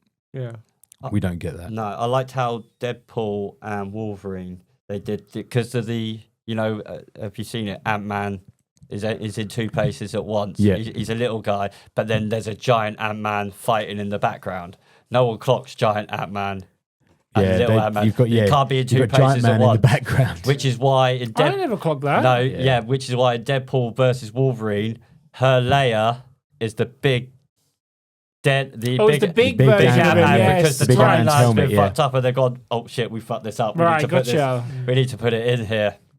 That's clever. Because the death of Loki kind of triggers everything more or less for Thor's character and the regret and resent, and that moves him into a different thing. So for a little while, he is a serious character again. He goes back to Thor from the original Thor film, where he's not comic relief. He's a fucking god stuck in on Earth, or and he's not sure about himself and stuff like that. He goes back to being that character. And then they bring in the comic relief, which I think is just a little bit too much with Thor. You've got to have him playing it, the comic part straight. Like, he is the most earnest character in the world, and everyone else around him is kind of like, sorry, you said what? You did what? Like, he thinks who he is. The Guardians, I think, was fantastic. I think, he's trying to copy me. Teenage Groot, I think, was fantastic. Yeah. Right. We all know who's in charge. Yeah. Teenage Groot is fantastic. Gamora, I thought, was good. I liked the kind of everything about this film. They're all good. Everybody's has a little bit of something. It's yet again, it builds to catastrophe, or coming out of catastrophe. I wasn't a fan of the time travel element, but I know it was necessary. Time heist. Time heist. I think, could it have been done better? Potentially. Does it need to be done better? Not at all. Not really, no. No, I think the battle was long enough as well. I don't feel like we got cheated out of a cheap battle at the end. I read Infinity War again, the book, and it wasn't what I'd seen on the screen. But that was refreshing because it was familiar enough for me to grab onto it in the first place. I think they need to deviate a bit because you've got to remember when it was written there's as well. such a fan base behind these things. If everybody's read the comics, you know what's coming next. So you put in some of it because that's what they know, but you have to tweak a couple. Yeah, 100%. Because there has to be something that they don't know. 100%. You've got to make it new for fans, because otherwise every fan in the world is going to go, oh yeah, I'm not going to bother watching what's that. going to happen. I know, I've read all the comics. If that was the case, Iron Man would be pretty shit. Because he was the weakest of all. That's why we got him. Yeah, he's always been the side character. No one wanted Iron Man, and he became the flagship of the MCU. And one of the things that annoys me is like Iron Man 2, they don't mock Iron Man 2. No. I like Iron Man 2, but the thing they tried to do with Iron Man 2 is they tried to bring in Tony's addiction, but they do it through the fact that he's fucking arc reactor is dying and he's dying, so he has to find another way of doing things. As where in the comics, he's an alcoholic, drug taking addict. Like he is basically, to get him through his pain and everything else like that, he's doing drugs, he's doing he's drinking, which they don't want to portray on a big screen. And I get that, but if you were going to dirty this up and you were going to make it more realistic, you'd give him some sort of he has to be a dirty phase for him. So and that's what they're doing that. But like, his vulnerability in Endgame comes through really well, and yes, they are just comic characters, but at the same time, they were my childhood. I was going to say they were on the big screen, and I think Kevin Smith said it best. I keep going back to a lot of his sayings, but he said it best. He's like, when in my lifetime did I ever expect to get all of these heroes in one place on one screen and done right in live fucking action? No cartoon, no digital computerized graphic. This is You only have them. to look at Justice, like we said, Yeah. not the Snyder Cut, but the one, how These- easily it can be yeah. fucked up. Exactly, and this was done right. The Russos did a good job. Like they were able to take things from other areas and reference them and make them that little bit more elevated and that little bit more relevant. And I think that's why Endgame is my number one. Nice. Yeah, it was so good. Very good pick. Out of 20 picks, I think there was only like 3 clashes out of that, so it wasn't too bad. All with me. So we're all good. You had an honourable mention? Yeah, I've no, got none, by the way. I've got one, I've got which I was going to put on my list, and I Go. didn't. And it's a Joe Pesci, okay. JFK. Yeah. So I really like that telling of that story so do I. and how it goes through it all. I just don't think it warranted going on my list. It wasn't quite good enough, but I think it's worth the mention. Oliver Stone. Very good. Schindler's List. Yeah. One and done. I would have put Das Boot on there, but then my other one is we've got a series of films that we watched. It's Oppenheimer. That's 3 hours? Yeah. They're not. It's the In Search of Darkness series that myself and Ant watched. Yes, it's not a film per se. It's more. It's a documentary. Documentary series. But it's a documentary trilogy. Movies. Yeah. It's about, it's more than 3 now. Well, no, there wasn't originally, though, was there? No, and King Kong? It's about films. Yeah, Peter Jackson. So it's about Grindhouse. movies. So you've got all the, there's excerpts from, each one's what, 5 or 6 hours long? 5 to 6. Yeah.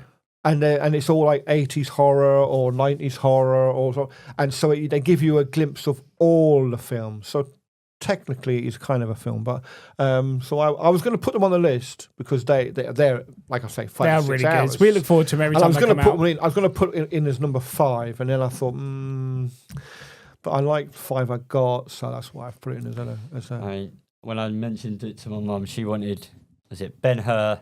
Yeah. And Spartacus, the original ones. So I said I mentioned those, but yeah. See, good and all as some of them were, they weren't 3 hours. That's the problem. I looked at a few of them and I thought, no, 2.5, 2:20, no, they're not long enough. I don't think I've ever seen them all the way through, those old ones. That was my issue. Yeah, they're good. They are good, but you have to be in the right frame of mind from some of them, I think. Because compared to today's cinema, they are way out of there. So, but they're worth a watch if you've got nothing else to watch. If you've seen a lot of if you're up to date with all the modern stuff and you've got nothing else to watch, then by all means, Sunday afternoon films. Go and spend Sunday afternoon. Go and sit there with your feet up 3 hours and watch. What used to be on ITV Sunday afternoon before they used to do carry-ons every weekend. You used to get that 1950s epic. That's what they are. Yeah. Sit down. You got nothing better to do. There's you're not into sport. You're into your movies. Stick one of them on. Yeah, exactly. Yeah. Nice. Well, good topic, sir. No, I enjoyed. Yeah, definitely enjoyed that. Yeah, enjoyed that. And yeah, should we leave it there? Yeah, let's do it. Nice. We'll finish it there then, guys. Press the right. So, thank you first of all for hitting that play button. If you've got any recommendations to your 3 hour movies, please comment below, let us know, and we'll give them a go, give them a bash. Yeah, definitely. But if you like what you listen to, follow us on Facebook at the M.T.V.B Podcast, on Instagram at M.T.V.B Podcast, or on YouTube at mtbbpodcast.com.